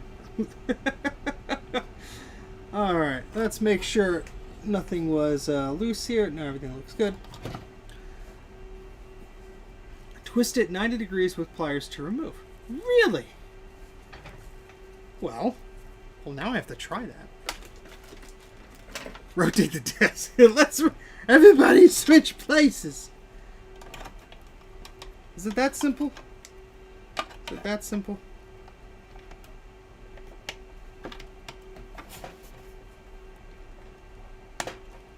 Look at him, he can't even rotate it right. What a dork. What the hell? It looks like it wants to come out.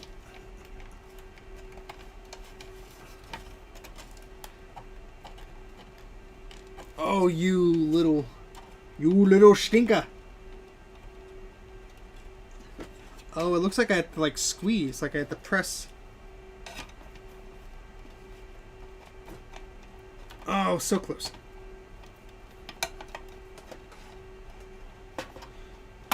Oh, you son of a... You son of a gun. I'll get you. I'll get you. He's talking like a 20s gangster, see?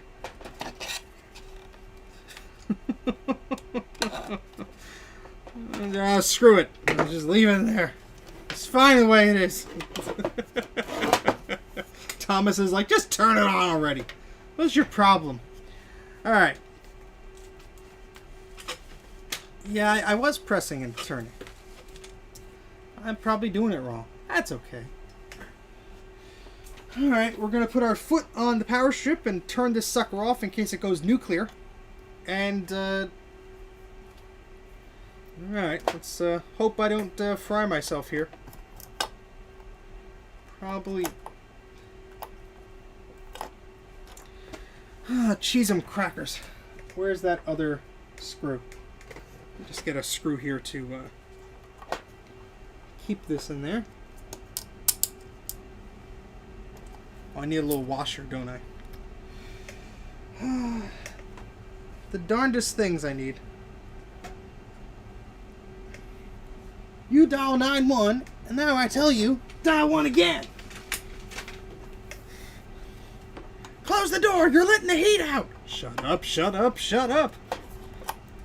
I love that episode. Alright, so we're plugging this into the wall here. The power strip. Alright, let's see if this winds. Hey! It worked! We got the beep, and we got the light. Cheese 'em crackers. How about that? Excellent! Yay! Alright, so that was good. Excellent, excellent, excellent. So we resolved that power supply issue.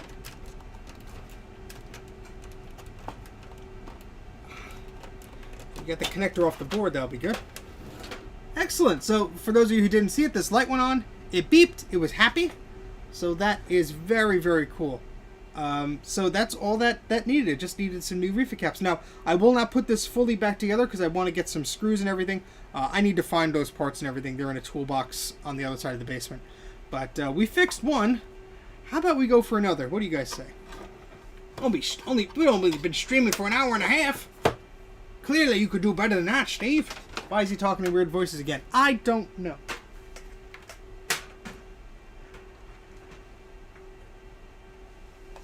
Okay, so let's see if we could find. Let's see if we could find the 2 CI power supply, 2 SI power supply. Let's go for broke here, because I have that. I have all the caps for it. Why not try and fix that one up too? Huh? He just does that sometimes. It's best to just ignore him and he'll just stop.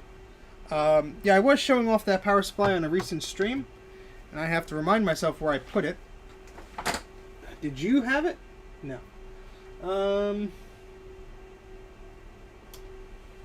Wherefore art thou, power supply, which is damaged?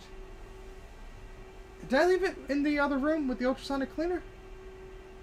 No, I took it out of there because it was all drip drying. Now do Bruce's accent. I wish I could do a good accent in an imitation of Bruce. I just can't. And if I would do it, it would just come off as so horrible that Bruce would be like, "No, I'm gonna block his IP address from using recapofmac.com," and then I'll be ruined. So that's how that's gonna go. All right, where is this big chunk of useless capacitors?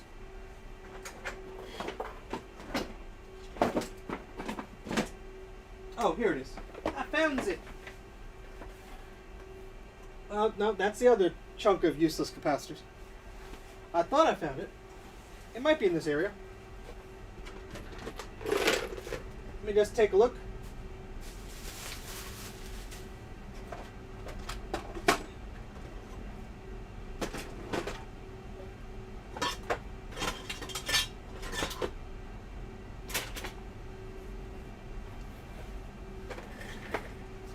You're stupid! No, see, that sounds like Ren and Stimpy. That's not... See, it's terrible. It's absolutely terrible.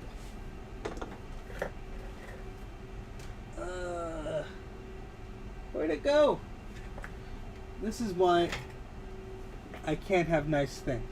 I misplace everything. I am horrible. A horrible human being.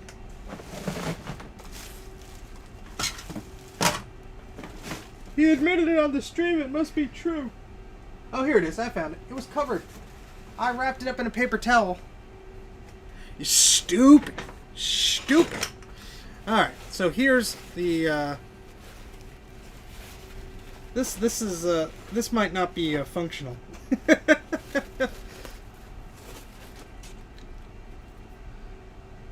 That's not as ugly as I was looking, but Bruce was correct that the aluminum, I guess, turned silver or black in the ultrasonic cleaner, because these are all spots where this little block here is.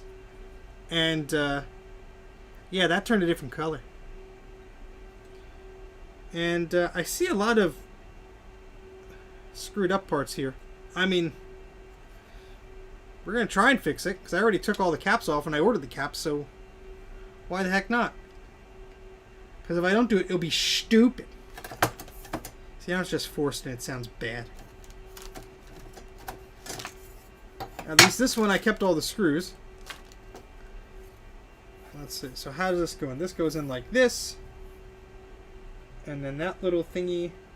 Well, this case is all dirty too.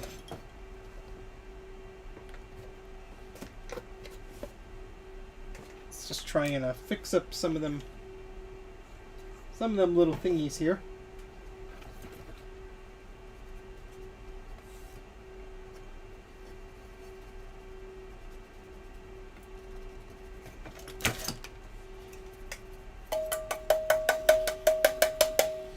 Okay. Alright, so we're going to remove the 2GS power supply off the bench for now. Bench, desk, apparatus. This looks important. That is important. Okay, so let me get a closer view with this. Okay, so here's where I remove most of the capacitors. We'll wait for that to decide when it wants to focus. There we go. Maybe. Maybe. I swear. I swear. My stars. Manually focus here. Come on. Maybe. There we go. Alright, so you can see where I've removed the capacitors. This is a Macintosh 2SI power supply. And so you can see the capacitors have been removed. Now, I was a little concerned initially because there was a little bit of water in here, because this went through the ultrasonic cleaner. There was a little bit of moisture in here because when I pushed the plastic, you could see there was a little bubble in there. That has seemingly gone away. Maybe? Wait, no. I see just... Oh, if I could handle this at the same time as the camera. Maybe not. Yeah, you can still see it. So see that little black dot? That's actually water. That's just a little dippity drop of distilled water or ultrasonic cleaning fluid or whatever. And I don't know how to get this top off of here. Because it's right up against this stupid block. Because it's stupid. And I could jam a screwdriver in here to try and pry this end off. But I don't think it's going to make the other end come off. And I don't want to damage this thing. I guess it's just a protective top, but still. Huh.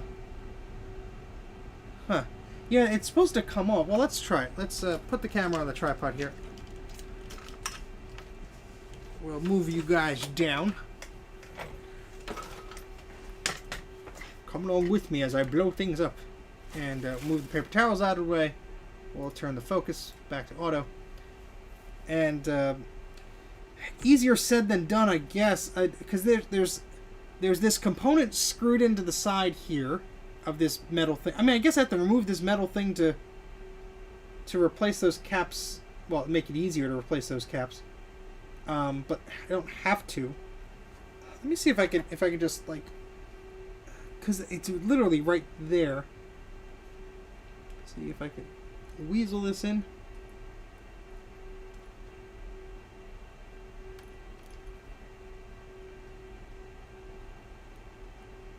Because I could pry this up here easily and get like my tweezers in there and almost stab myself. Oh boy, oh boy, oh boy. Yeah, so there's these dealies over here that are firmly attached. I forget what these are. These are little trans somethings, the traducers, or I don't know, thingies, and it's applied to the heatsink because they get hot. So it would require me removing those, and there are two of them. I guess I could. I really don't want to if I don't have to. It's just, I obviously don't want moisture to be in there. Because that'll be bad. Water and electricity don't usually like each other. Let's see if I can just bend this slightly this way. No, no, it's not gonna do it. Shoot. You know, just if this metal thing here was on that side, I'd make it much easier. This is a Macintosh 2 SI power supply. Sorry, I don't have the text in the corner like I sometimes do. We are just trying to fix some things here. Okay. This is a doozy. Bruce, did you ever have to worry about that? Or did yours just magically get dry because you have Australian ultrasonic cleaners, which are superior to my T-Bond brand, or whatever ridiculous name mine has?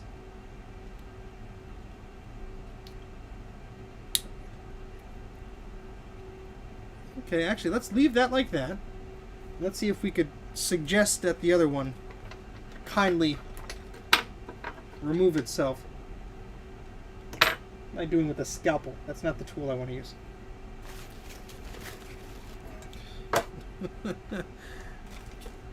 Oh boy, Bruce has abandoned me. He's off working or something important.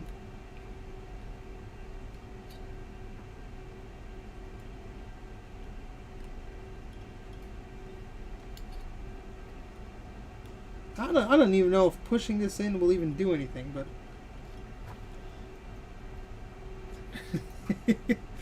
take it off before drying. Now he tells me I'm going to shoe you for all you're worth. Yeah, that is a. This thing does not want to come off.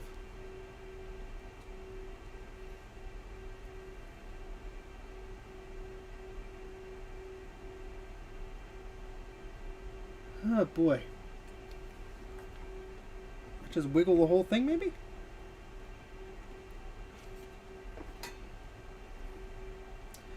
Yeah, I mean, I have the duster thing, but I want to be very sure that this thing is dry before I put a lot of electricity through it. Maybe I could just, maybe at the edges I could pop it off here too.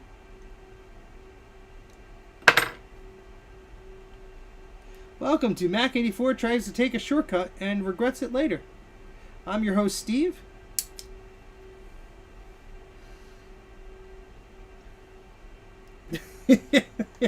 Bruce is like, well, mine comes off easy. Unless he just pulled off the whole heatsink thing.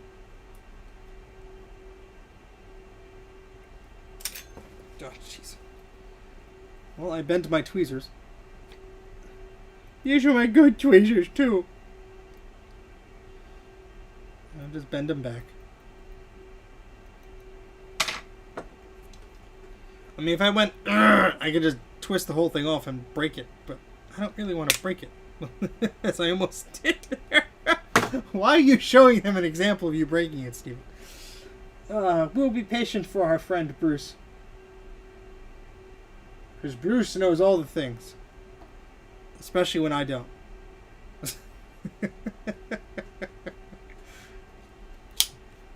I don't know if that loosened it any. Probably not. Probably not. Well, I could just desolder the stupid thing. Let's do that. Let's desolder. Alright, this thing goes over there. Let's do that. Why the heck are we... Who am I? What are we doing here? Alright, so let's just do that. That'll be... Yeah, Joe probably suggested it, and I just probably did not see it on the screen. So, my apologies. Sometimes the chat goes by so quick that I don't see anything. So, my bad. But thank you, Joe. A good solid suggestion. I know I'm talking in silly voices again. I don't know why. He finally decides to listen to me.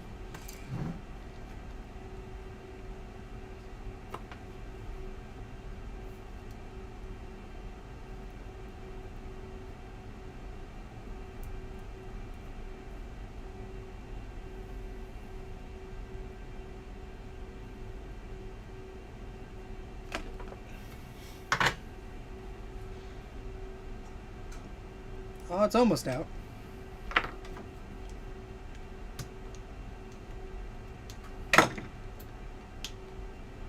There we go. That was easy, wasn't it?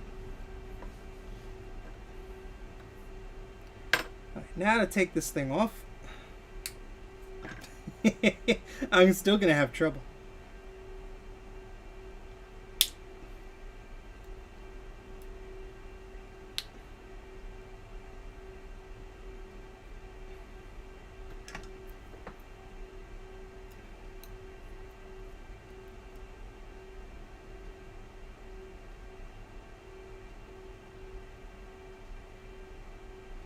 Come on.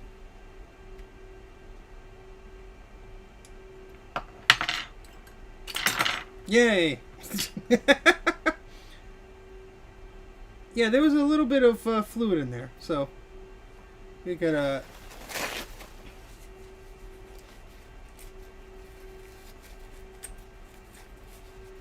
dry that with a paper towel first, and I'll hit it with the electric duster. See, I'm getting a lot of this blue dots here. I don't know what's going on here.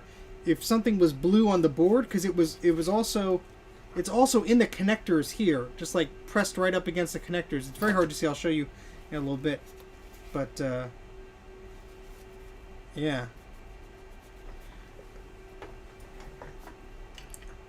Why, thank you.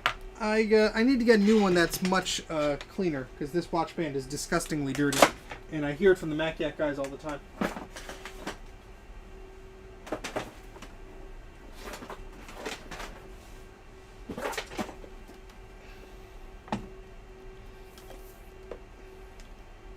Yeah, the 2SI is a great design. It really does. Alright, so everyone cover your ears. This is going to be a bit loud and unnecessary, but...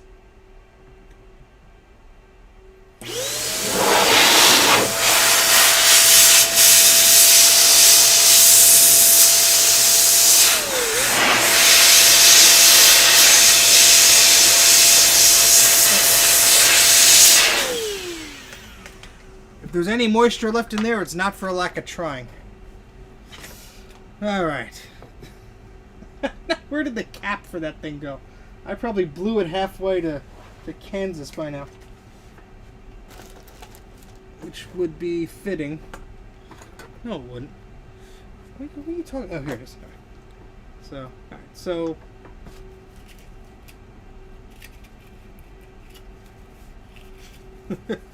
it blew the power supply on live television.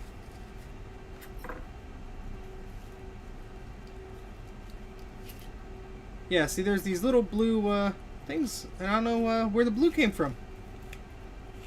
I really don't know.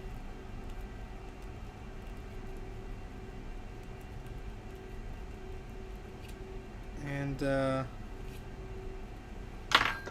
I warned everybody. That's why I warned you. Because I knew it would happen.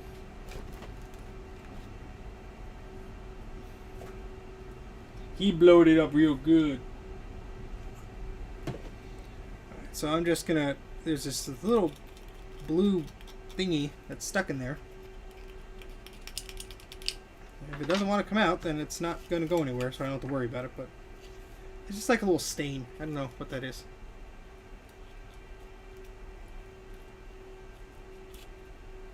Yeah, it's just like this little dot that's just like right there. You can't really see it, but...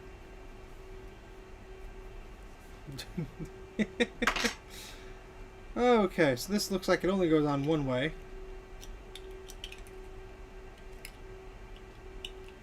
This looks like just like a fuse of some sort or whatever. Steve wildly making assumptions here. Let's take a look at this area. Yeah, see that all that aluminum turned very dark in color because it was in the ultrasonic cleaner for a long period of time. And there's no getting that out. That's going to be the color of that for the rest of its life. Good thing it's in a power supply, and I could care less about what it looks like. So there we go. Let's put these this little component back where it's supposed to go.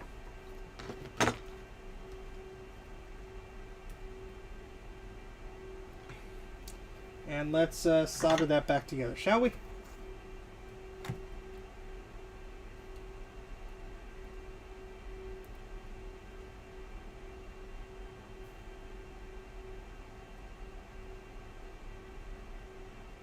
In fact, let me bend this pin like it was before. Hello, NK Morpheus. It does not smell, thankfully.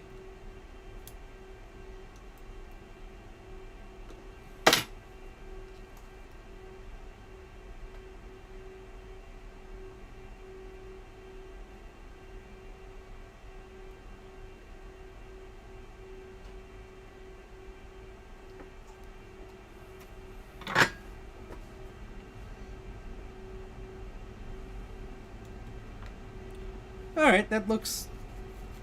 I mean, I think that's as good as we're going to get it. Now what I am concerned about, there's some little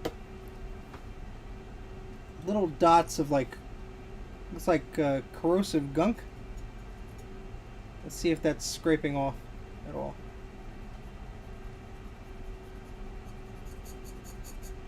That's a big no. What the heck?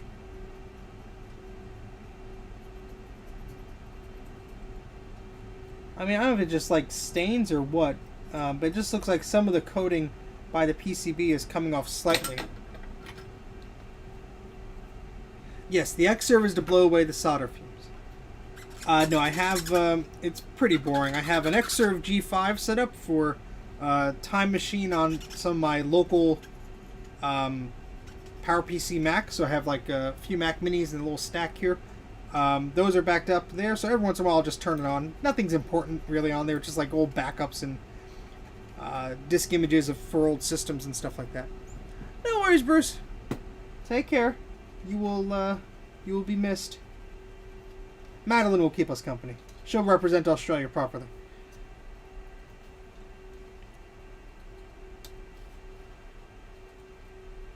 Okay, so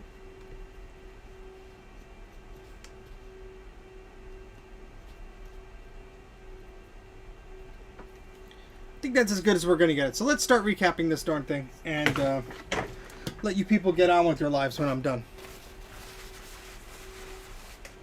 So I'm going to get out the little guide I made for myself.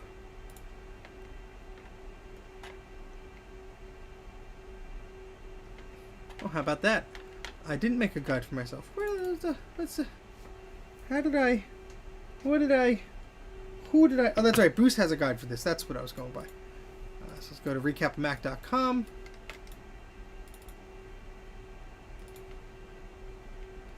So Bruce already has one on his website, recapmac.com. And so I'm just going to double check that just to look at the capacitors that I have in this box here. And just make sure I use the right ones. Okay, so... oh, this is for the LC. So I actually labeled the bags here because I knew I would get them screwed up. So let me label these while I'm at it too. This is for the 2GS.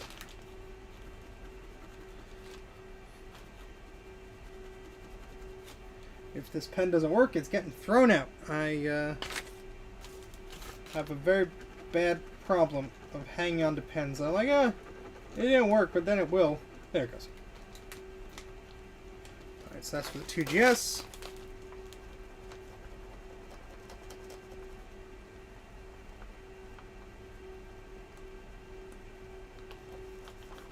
Alright, so these are both for the 2GS here. So where did I put the new capacitors? I had a I'm sorry. Here it is. Here's the bin. I gotta organize this stuff better. But all right. So all these new capacitors should say, yep, here they are. So this is these are for the LC. This is for PowerBook 160. So I start writing them because some of them are just very 160 again. Some of them are just very specific. I mean, it doesn't mean they won't work on other things. But... all right. Here's Mac2SI. We need that one. 2SI. Oh, that's right. There's this little stinking board I have to do too. So this might take a little while, but this little board is for the 2SI power supply too. We have to solder that back on. Hope you guys are still enjoying the stream. Sorry we got sort of a weird start there, but we're in the thick of it now. So I mean, we at least we got the 2GS power supply to work, so that was nice.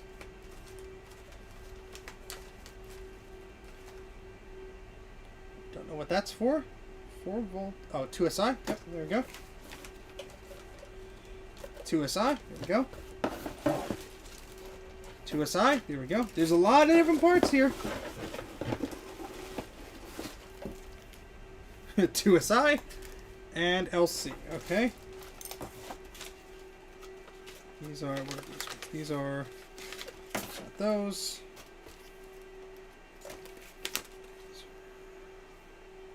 Let's see. We need a 6.3 volt. I think I have some of those already.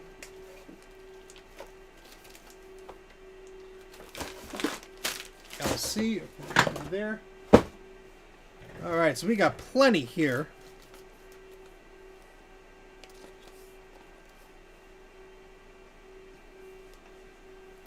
Yeah, I mean his guide does not show the orientation of how it goes in. The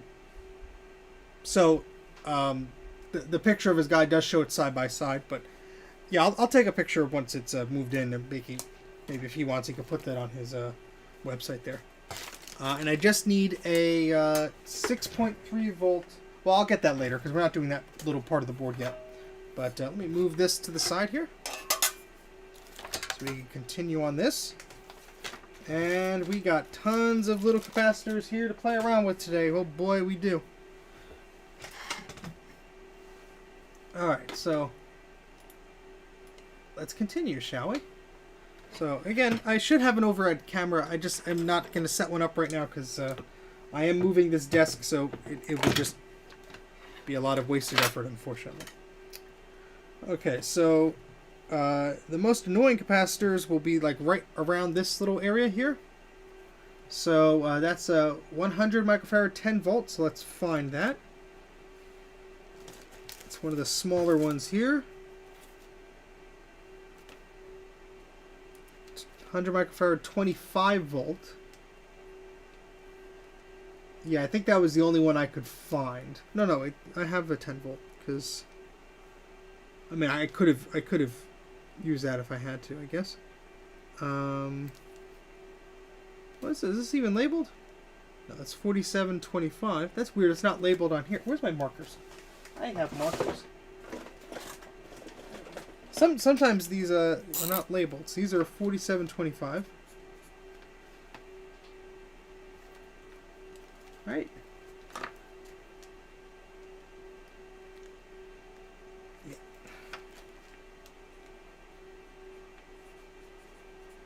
Okay. So that's that.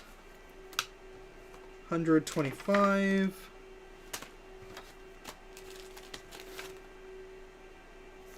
These are not labeled either. 10, 100. Okay, that's what I need.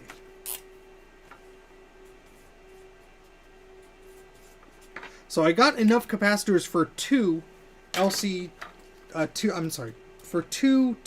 power supplies. Because I do have 2 of them. And both of them do not work.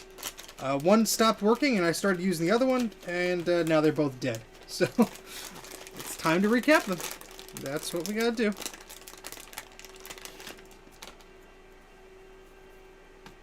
And where's my snips? Citizen Snips!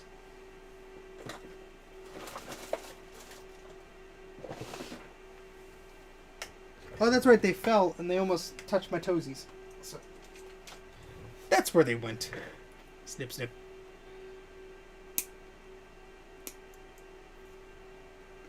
And if you have, as always, this stream is interactive. So I know it's quite late and probably a lot of you are just listening to me for background noise as you go to sleep. But if you have any questions about old computers or anything, or a request from you to do a video on something, or I don't know. Yeah, let me know. Let's start a dialogue. All right, so this has this. Where's the plus mark on this one? So that's interesting. Bruce says the plus mark is in a certain way, and mine looks like it's different. But I could just be an idiot on this. Yeah, this actually says the opposite of what Bruce's guide says. That's a little concerning. Because mine actually shows the positive to the right. Let me see if I have any pictures of when I was taking this apart before. Because that's a little concerning. I also have another one over there. I guess I could take apart. But just want to be super sure here before I screw this up here, because that capacitor is a little bit more annoying to get to.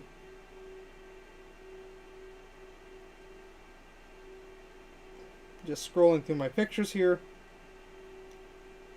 All right, that's an LC power supply.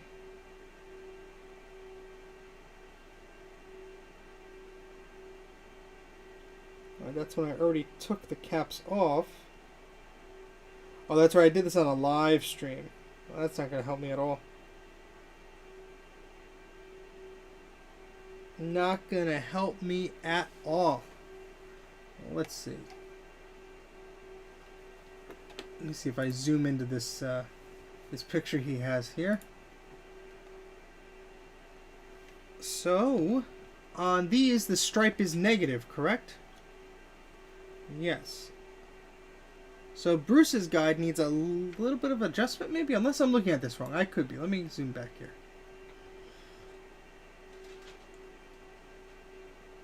No, I'm an idiot, and I was just looking at this completely wrong, because I had it flipped around in my hand. Never mind.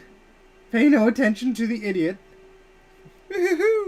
Alright, so the this will go in like this. Let me use my tweezers here.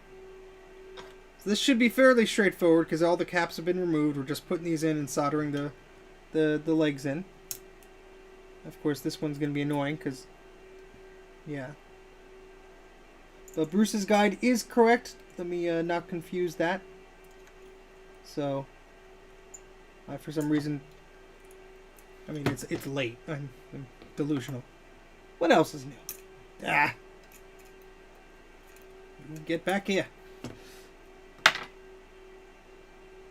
No worries, Joe. Have a good one. Good night. And if I had any brains, I would stop right now and continue in the morning. But we'll see how this progresses. If I get fed up with this, I'll just be like, yeah, continue it tomorrow. Hey, it went through. How about that? Oh, it went through the wrong hole. Come on. How'd you even manage that? That's impressive. Now that I think about it, ever dealt with a damaged iMac G4 display cable? No, unfortunately. Well, fortunately, I've never had that problem. Unfortunately for you, I guess, because I'm assuming you have a problem with yours you'd like to resolve. I have a bad screen. So someone was kind enough to, they were at an e-waste facility. They had a, I think the rest of the machine was damaged, but they had a good screen. They were able to send me the screen for it. But I have not done any surgery on those. Keep dropping that in. I have not done any surgery on those iMacs, but yeah.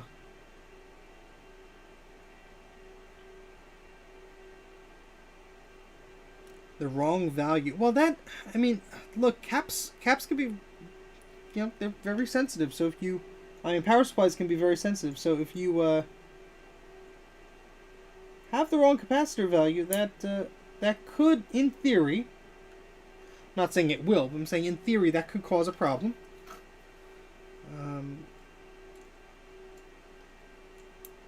So that's definitely something to be thinking about.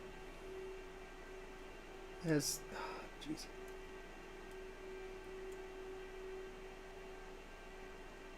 Oh, come on. No. Wait. I get one leg, but I can't get the other. This is just like torture.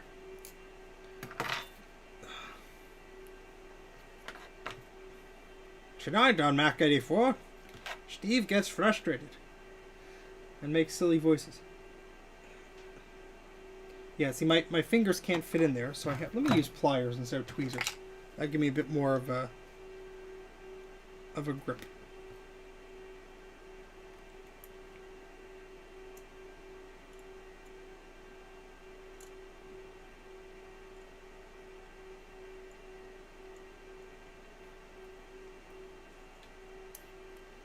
Hey, I got it.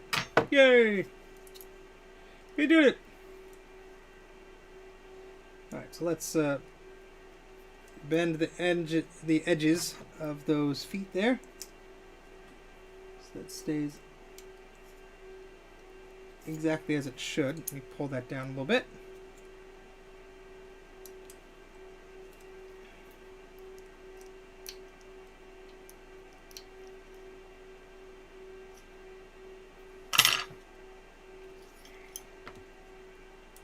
Okay, so that capacitor is in there. I'm going to solder that down, just because I don't want that going anywhere. That was a pain to get in, folks. Is it a ribbon cable, or is it like a computer like ATA cable or a floppy cable or something like that? You know, is not a pain in the butt to fix. I hate those orange ribbon cables. Those the flat ones. Hate them. Not a ribbon, thankfully. Oh, okay, good. Well, good night, Joe. Thank you very much for stopping by. Appreciate it. Have a good one. Okay, so that capacitor is now back in. Excellent. Alright, so this next one, let's move to the next one that's right there. These are 220s. Alright, so this, when I'm done... Alright, so... Whoops. There's still one here. We'll put that back in the bag. When I'm done with these, since I only need a few of them, I'm just going to put them back over there. To reduce desk clutter here. So this is next one's a 4.7400. Yes, the one that looks like a lamp. Sorry, I'm missing some of the chat here. Let me scroll back up. See you, GT. Catch you later.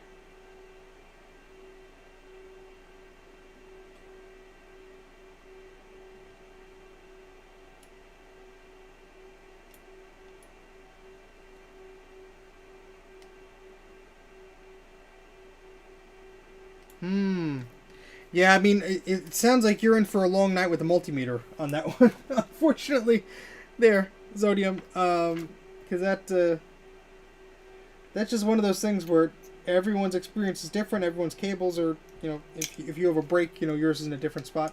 So, yeah, I mean, it's not the best answer, but I think it's fixable.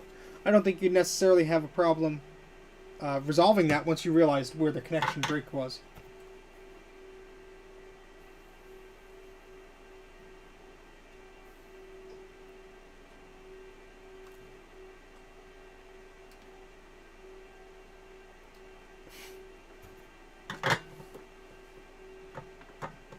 Okay, so we got, I just had the tool, but there's. Oh boy.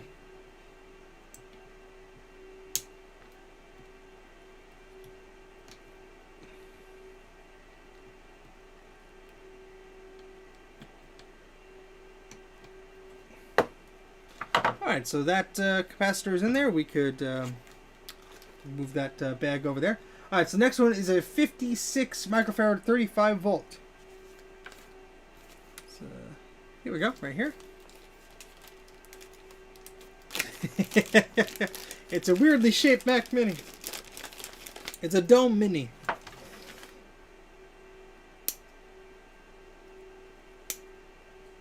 Alright, so we only need one of these, so let's put this back in the bag here. For the other power supply, assuming all the caps I got work correctly. I mean, only one way to find out, I guess. We'll turn it on.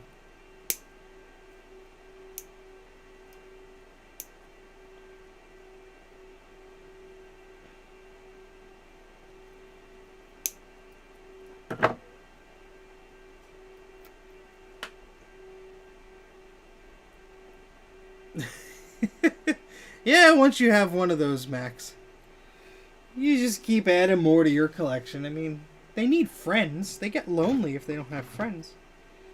Let's make sure we put that one in the right side. Yes, we did. Okay, so this one goes like this. Positive, negative.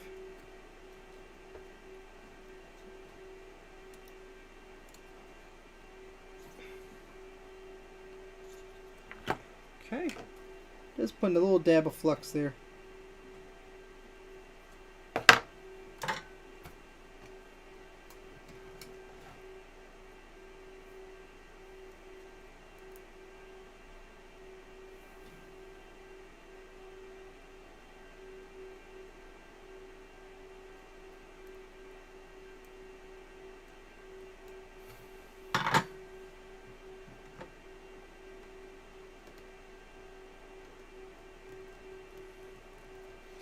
Yeah, because my 2SI is currently not working because of the power supply, so this would be great to have that machine working again.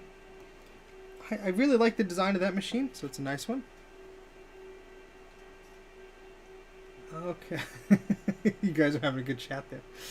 Alright, so now we need the 2200 6.3 volts, so these are the larger ones. I think these are... Where did I put them? 2200... 6.3. We have two of them. Okay.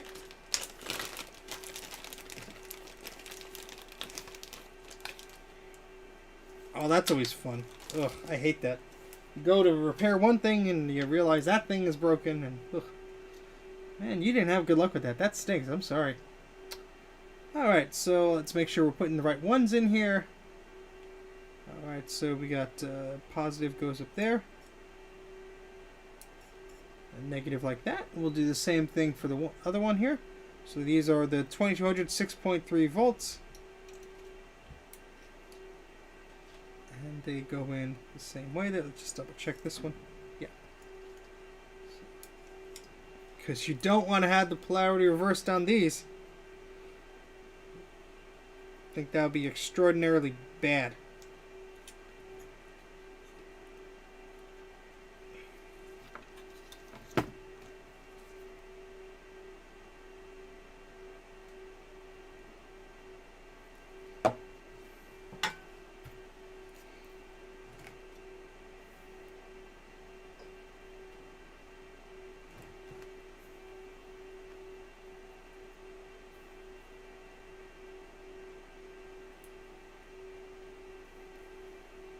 I thought you said crossing the streams was bad. Oh, the G4 Minis are great. I have two of them right here. They are not as pretty as a moment because I will be moving the desk and everything soon. But I did put SSDs in them, and they are much more responsive than having their slow little wimpy 4200 RPM hard drives in there.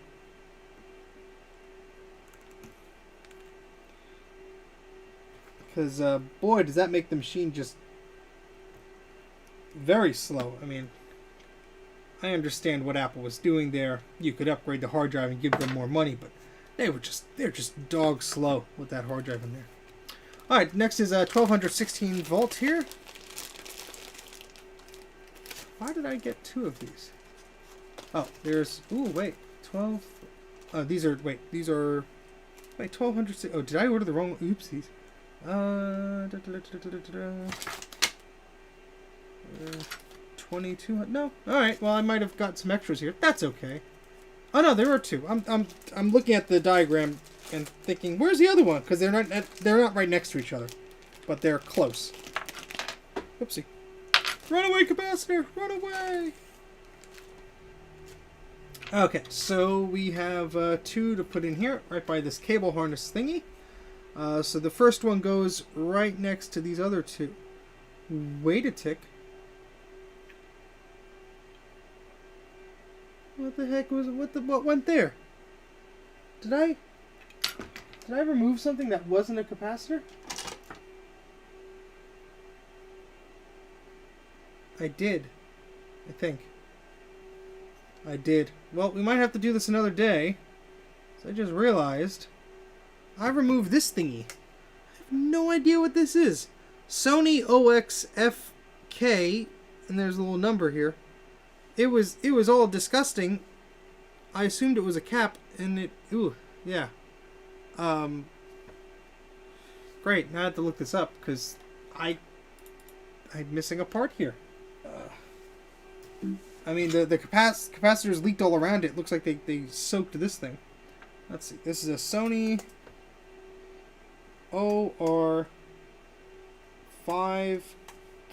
and then there's a number under it, 424. And I'm reading this out loud because it's very, very tiny. 365 11.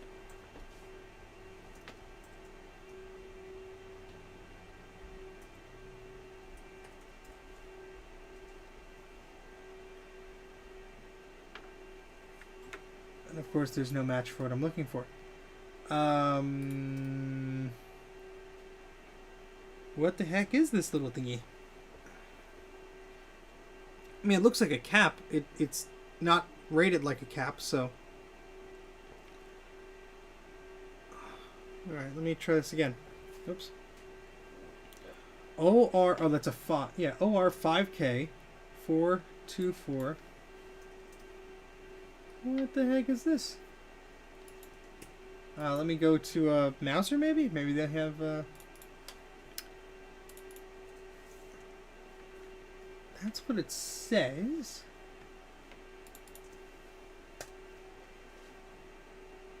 I have no idea what this is. I mean, that's problematic because I removed that from the board.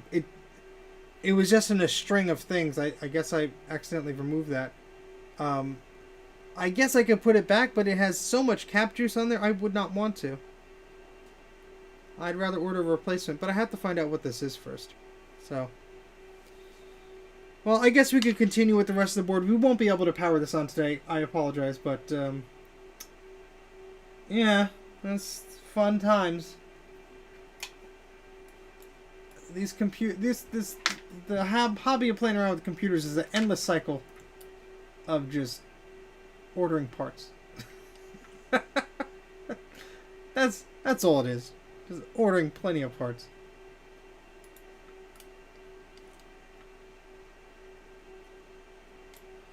Yeah, I'm gonna just do what I can, and we'll do what we can. That's all we can do. That's all we can do.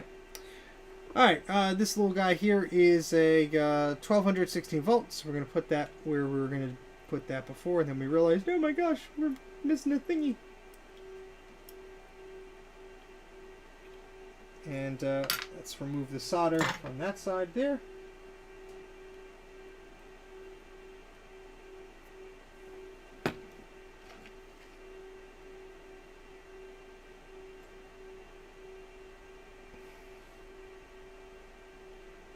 I always get so confused when I flip this thing over. Yeah, it's right there.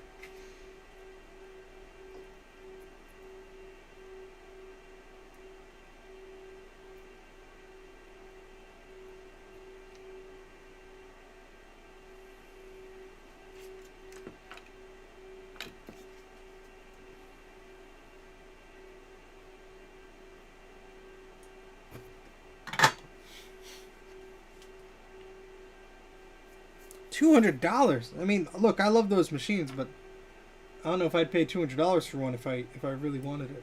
It's a little bit much, in my personal opinion. They're lovely machines, but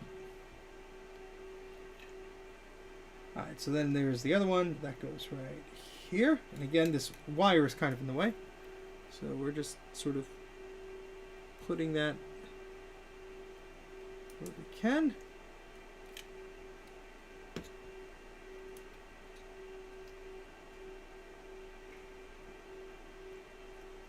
Alright, so that's all good. And we will solder those into place. So I don't really need too much, just putting a dab of flux on here.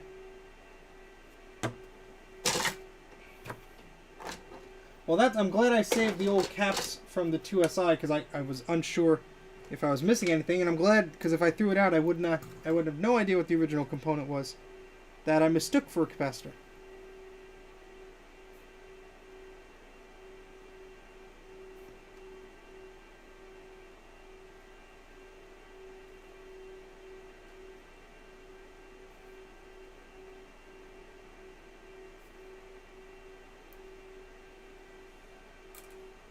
I am, but I won't be up late for long. We're going to finish this up. Thank goodness I am up late. Oops, an hour went by like that. We're going to finish up the majority of this. I will have to finish up the rest of it later because I am missing that part, so... won't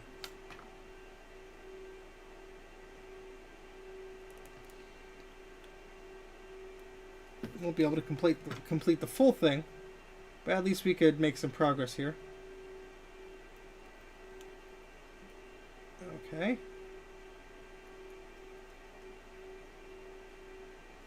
Well, that's just soldered weirdly. Let's fix that.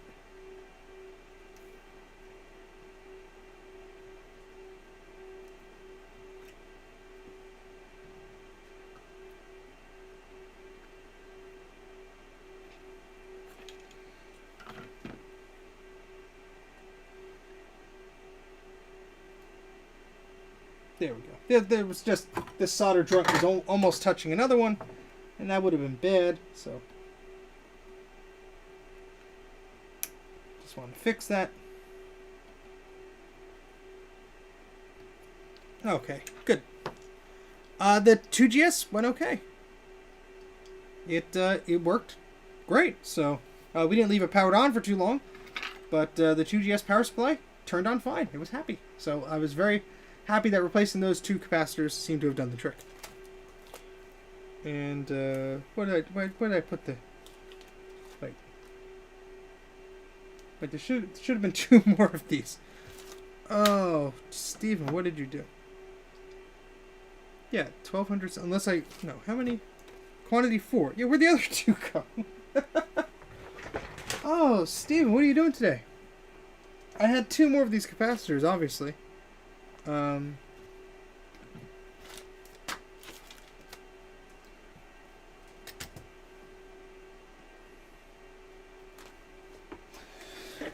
they fall on the floor or something? No. That's peculiar.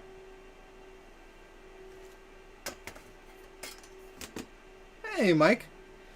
Yes, the 2GS worked. As long as yours is a similar model, I have one more set of refit capacitors. One more set. I bought extras.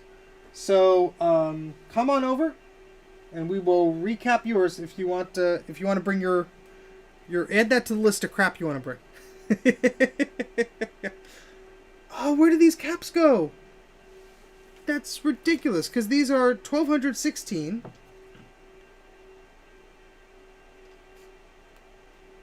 And yeah, I only used two of those, so where did the other two go? I'm gonna stand up here. I didn't fall down or anything?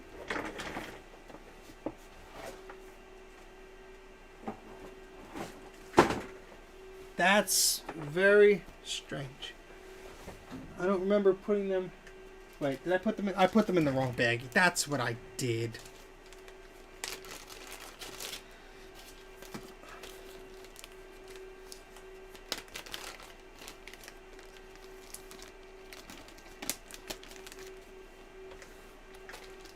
Capacitor fairies.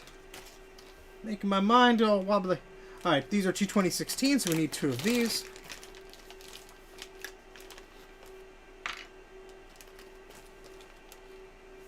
No worries, Neil. Thank you very much. Take care. Have a good night. Alright, so these are some of the last ones we got to put on the board here. These go there. Perfect fit.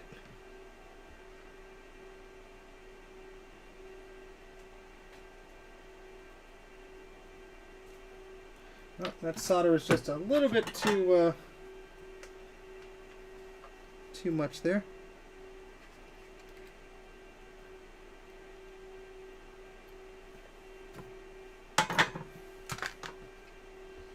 How's the weather by you, Mike? Is it still, because we're supposed to get some more crap overnight.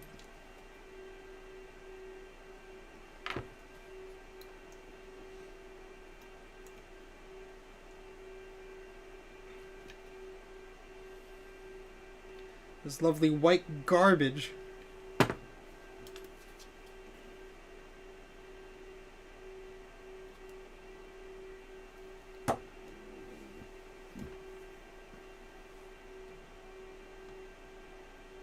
Yeah, I'm gonna run it by Bruce because he has a.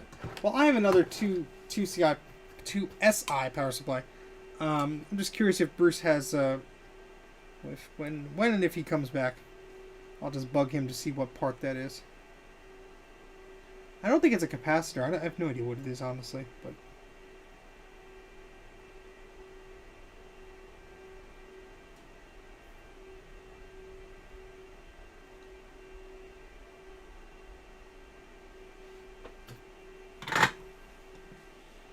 A coil. Okay. That would make sense. And the on the logic board it goes whoop, like there's a little diagram of a coil looking thing. That would totally make sense. So I would just need to find out the I guess the type of coil or whatever the heck it is.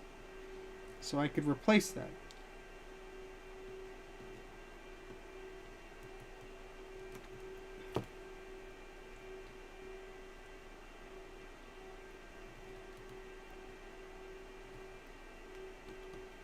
Okay.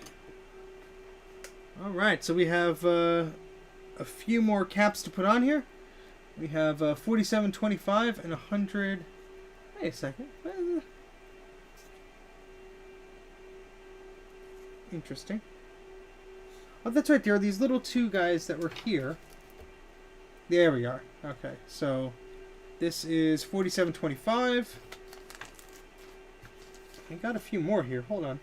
What am I missing here? So this is 110. 110. We needed one of those. 110 went there, right? Yeah. This is 110. Alright, so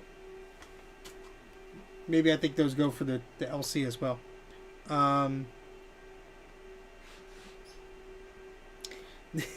Thanks, Bruce. Yeah, I accidentally took this little dealie off. This says Sony on it, and it's OR5K, whatever that is. It looks like it's a little coil. There's just a lot of goo on the bottom of it. I'm just very hesitant to put this back on. I squeezed it with the pliers, so it's a little misshapen also. I'll put the thing in the chat. Just a thick copper spring covered in plastic. I mean, that would make sense. Yeah, I see there's a coil. I guess I could put it back on, but I'm a little hesitant that I squeezed it too much. I don't know. I'm weird about these things.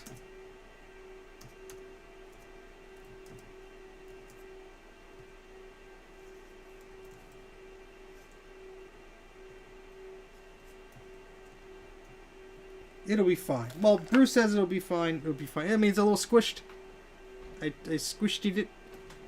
But I will clean it a little bit and then I will put it back on. It's for a 12 volt ramp up. Okay.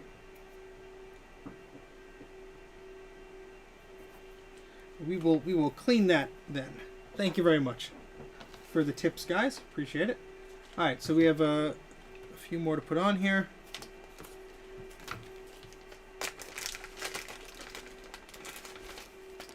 Yeah, some of these are like double bagged, which is interesting.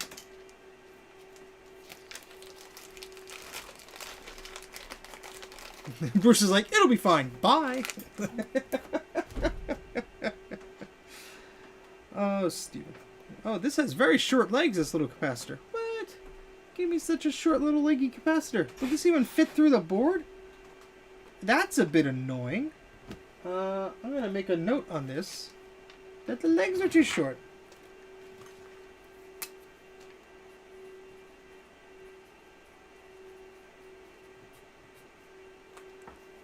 So when I suggest people to buy capacitors, I will say don't buy this one. The legs are far too darn short. So this is a 4725. I actually probably have like a cheapo bag of these, but let's see if this will actually fit here. Nope, the spacing between these is not ideal, so I don't think this will do. Well, let's see. We'll try.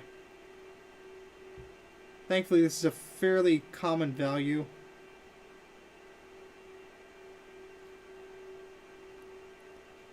And such a small cap too, so hopefully we won't have a problem there.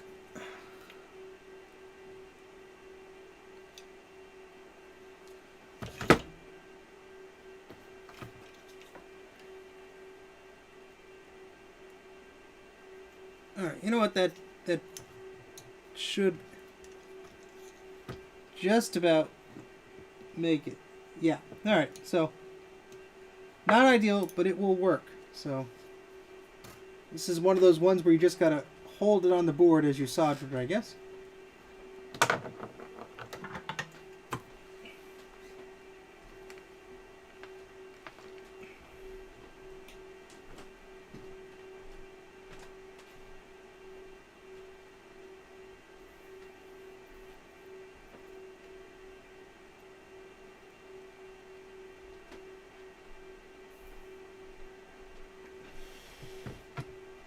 No worries, John. Thank you very much for stopping by.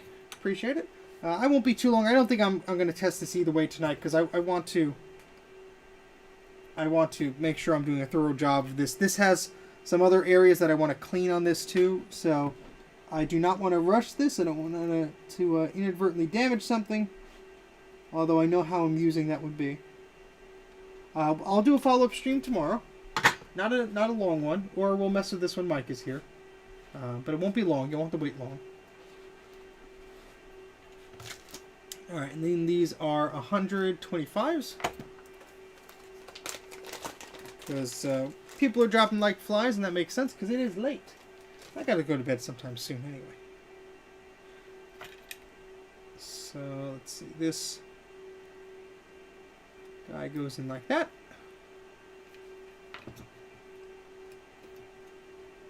Alright, excellent.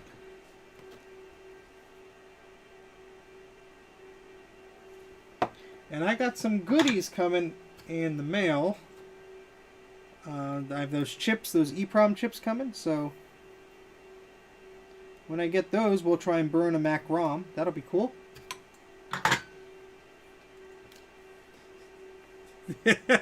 Yeah, my schedule ain't too good either, if you couldn't have guessed. Why is Steve streaming at 1 a.m.? Shouldn't he be sleeping? I should. He's absolutely right.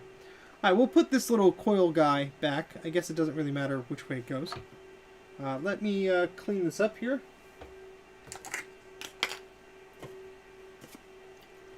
Oops. Spilled some alcohol in the wrong spot, but whatever. You came back for a sticky beak. I guess that means just for a little bit. So this coil thingy is all disgusting, so we are cleaning this. We are working on a Macintosh 2 SI power supply. We almost put all the caps back on. We will not be testing this tonight just because it is so late, and I don't want to rush these things.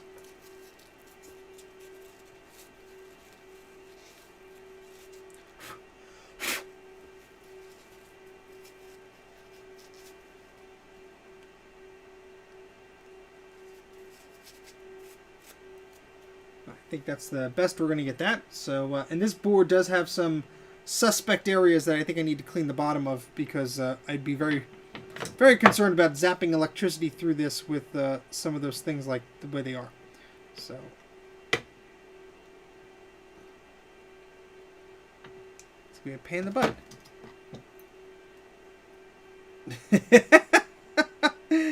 Well, I welcome you no matter what your current state is, Madeline. So, thank you very much for coming back and saying hello, even if it's only for a little bit.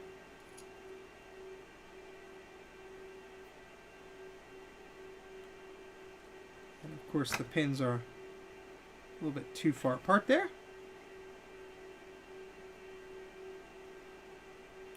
Is the 2SI one of the computers that you have in your collection, Madeline? Because they are quite fun little machines.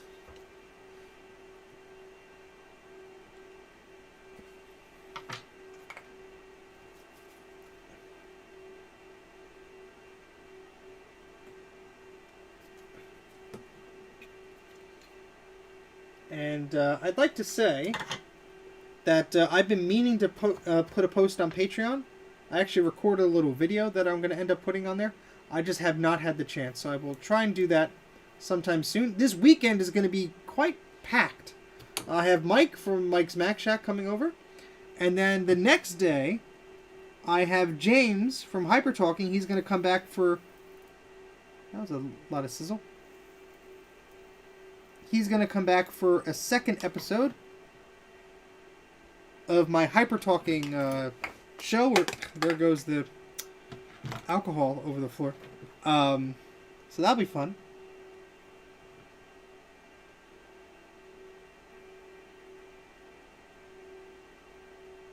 So I hope you all enjoyed that last time, because that was a lot of fun. I had a lot of fun doing it. We were geeking out together. We have some topics that we'll be covering that I think will be very exciting. So be sure to tune in if you can, either one of those days or both. I mean, I'm going to be snowed in anyway, so... Ooh, yeah, I just could smell the capacitor fluid on that. Oof.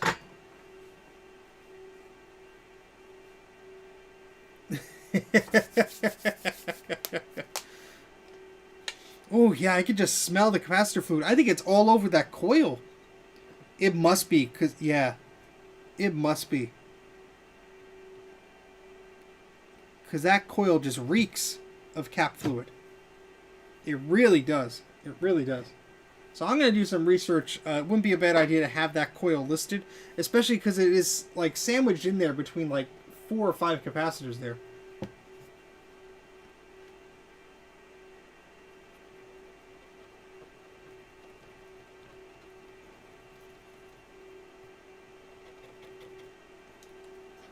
Okay, so the last thing we have to do is this little board here.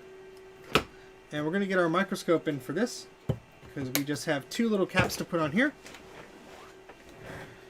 And again, we'll test this another day, but at least we could put everything back on here.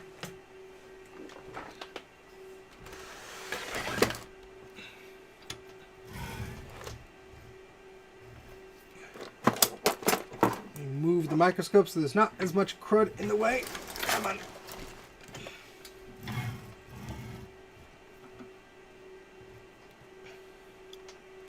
I did, Thomas. I let it sit in there for a little bit. Not for long, but, I mean, it was there for a little bit.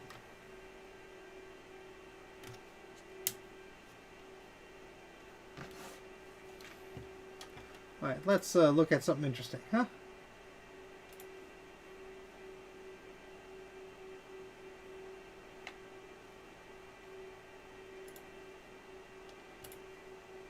Okay. So here's that little board. This has 2 little capacitors on it.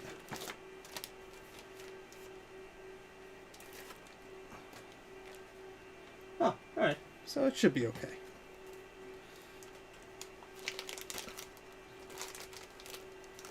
So I bought 3 of these.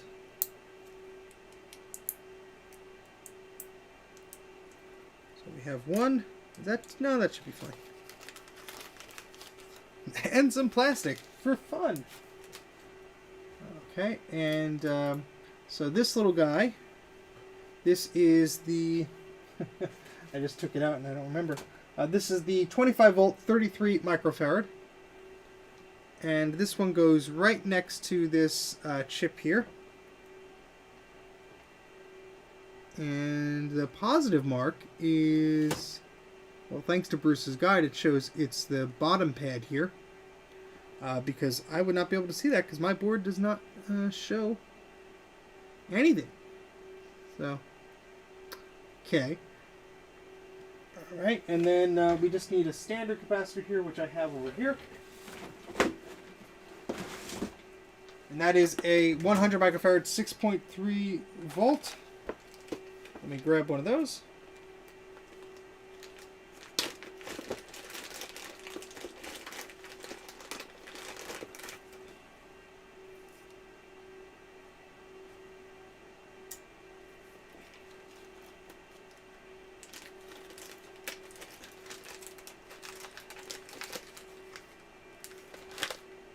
Excellent, Thomas. That is awesome. It's always good to have that information, even if, you know, you are all done with your stuff. It always is good to share that information with others. Because there are multiple revisions of these things, and that could be a little tricky. Alright, so those pads look okay, so I'm not going to bother cleaning them up too much or anything like that.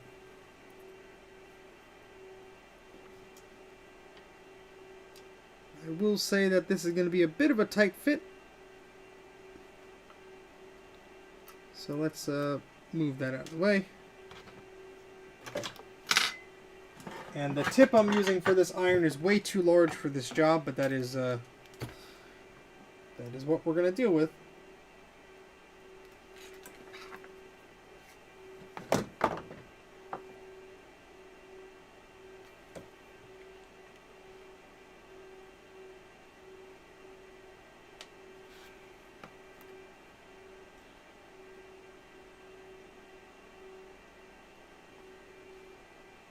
Yeah, I'm going to do the other side first.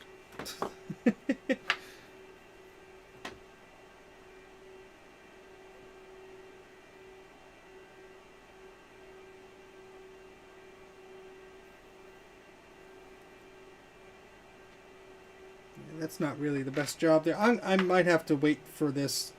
I don't feel like changing out the tip right now. I'm going to try and get this one. Just because the tip here is so large, it's just going to like burn into some of these things here. Yeah, there's no way I could get this tip in. Well, maybe. Hold on. Let's see. Let's see.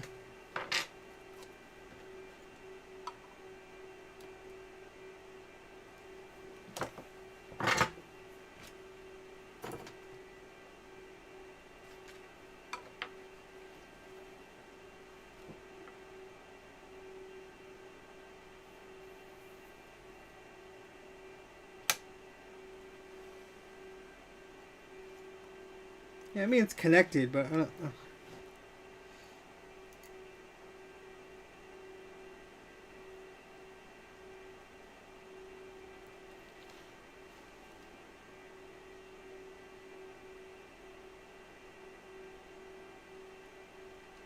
Yeah, all right, that's a little bit better.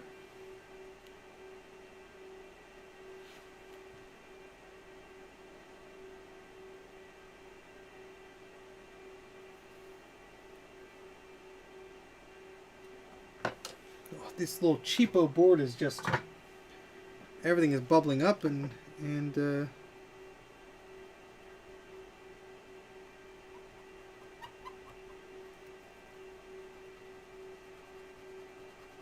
just look at that trace going from there to there.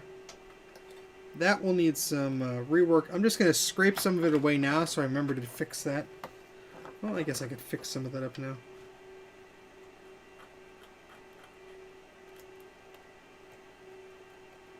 Ugh.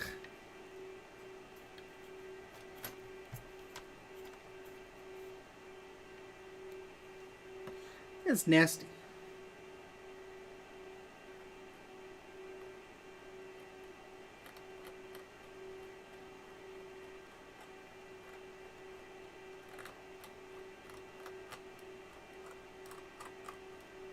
Look at that. Oh my gosh.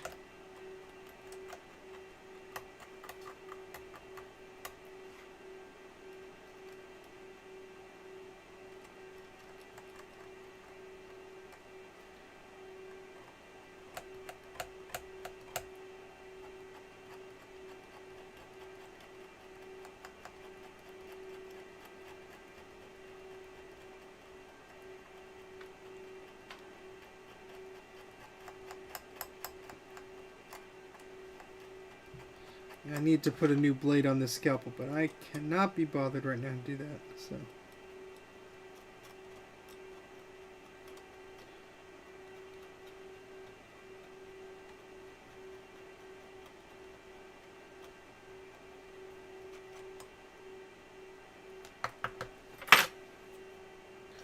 Alright, anything else on this board that has disgustingly rotted looking traces? Besides here. My goodness. I mean, I'm not too concerned about this because it's surrounded on this side too, but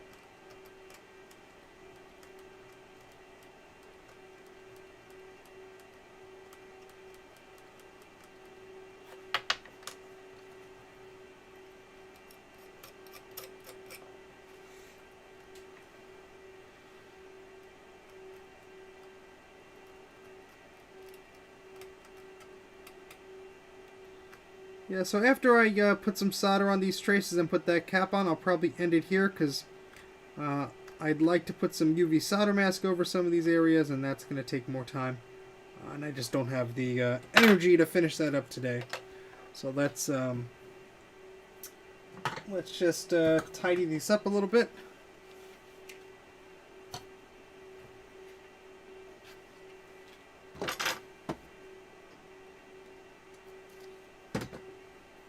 Board is so tiny, it's hard to work on a little bit. We're still on the Macintosh 2 SI power supply. That's our second one second power supply we're working on today. And we're just about finishing up. We're not going to be able to finish this completely tonight because I do have to call it quits soon.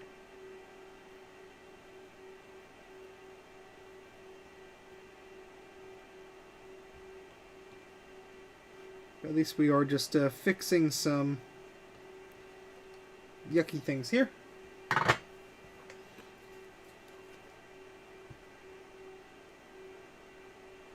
Yeah, I have a capacitor list for them if you need that. I assume you're maybe trying to repair them yourself, or maybe you're just interested in the.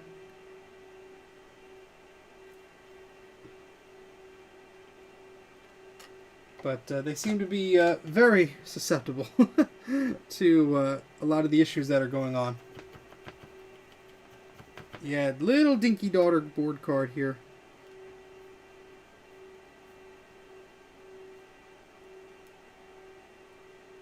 Oops. And that's why you gotta be careful. Got the caps. Awesome. Okay, so let's try and fix this guy here.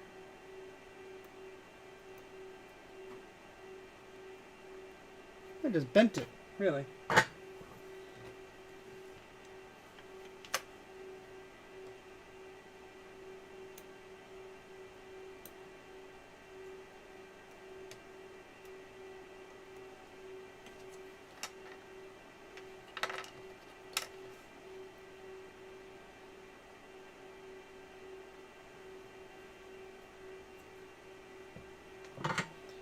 Yeah, I don't have a, I mean, if they're the same as the Macintosh 2CI and 2CX, then I have one, but I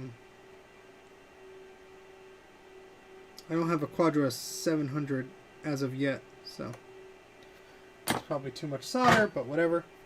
And here's our last capacitor here. Oh, yeah, I want to put, yeah, never mind. I want to put some UV solder mask on that area here.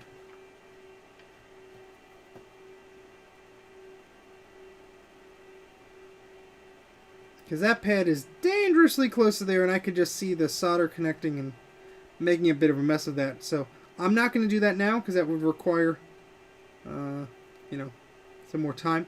So I think what I'm going to do is, because we've been streaming for almost 3 hours here, and that's sort of the soft limit I'm setting for myself these days. I'm going to stop it here, and we're going to follow up this sometime soon. I do have a packed weekend of stuff, so.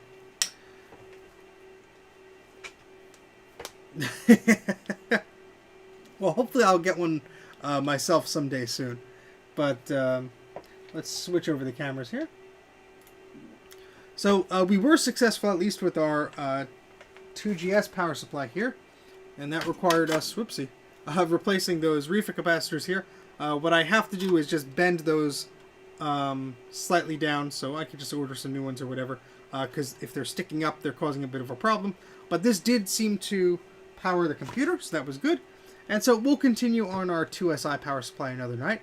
But stay tuned this weekend. There's 2 things coming up. I'm going to be hopefully streaming with Mike from Mike's Mac Shack if the weather is decent enough. And then I'm doing on Sunday at 1:30 p.m. Eastern, James from Hyper Talking will be on the channel again. And we'll do one of our little open talk podcast dealies where we just yak about some stuff. We're going to have some fun. But there are about 20 of you who still are straggling around. Thank you very much for joining. Thank you for all the super chats, or don't know if I got any yet, but thank you for the super chats. Thank you for the likes and the subscribes and all that stuff. We just passed 5,000 subscribers. Very, very much appreciative. So thank you, everybody who has subscribed to the channel. And I think that's about it. So I'm going to see you guys this weekend, hopefully. And stay safe, stay warm, and I'll catch you guys later as I fumble to find the end stream button. So, bye!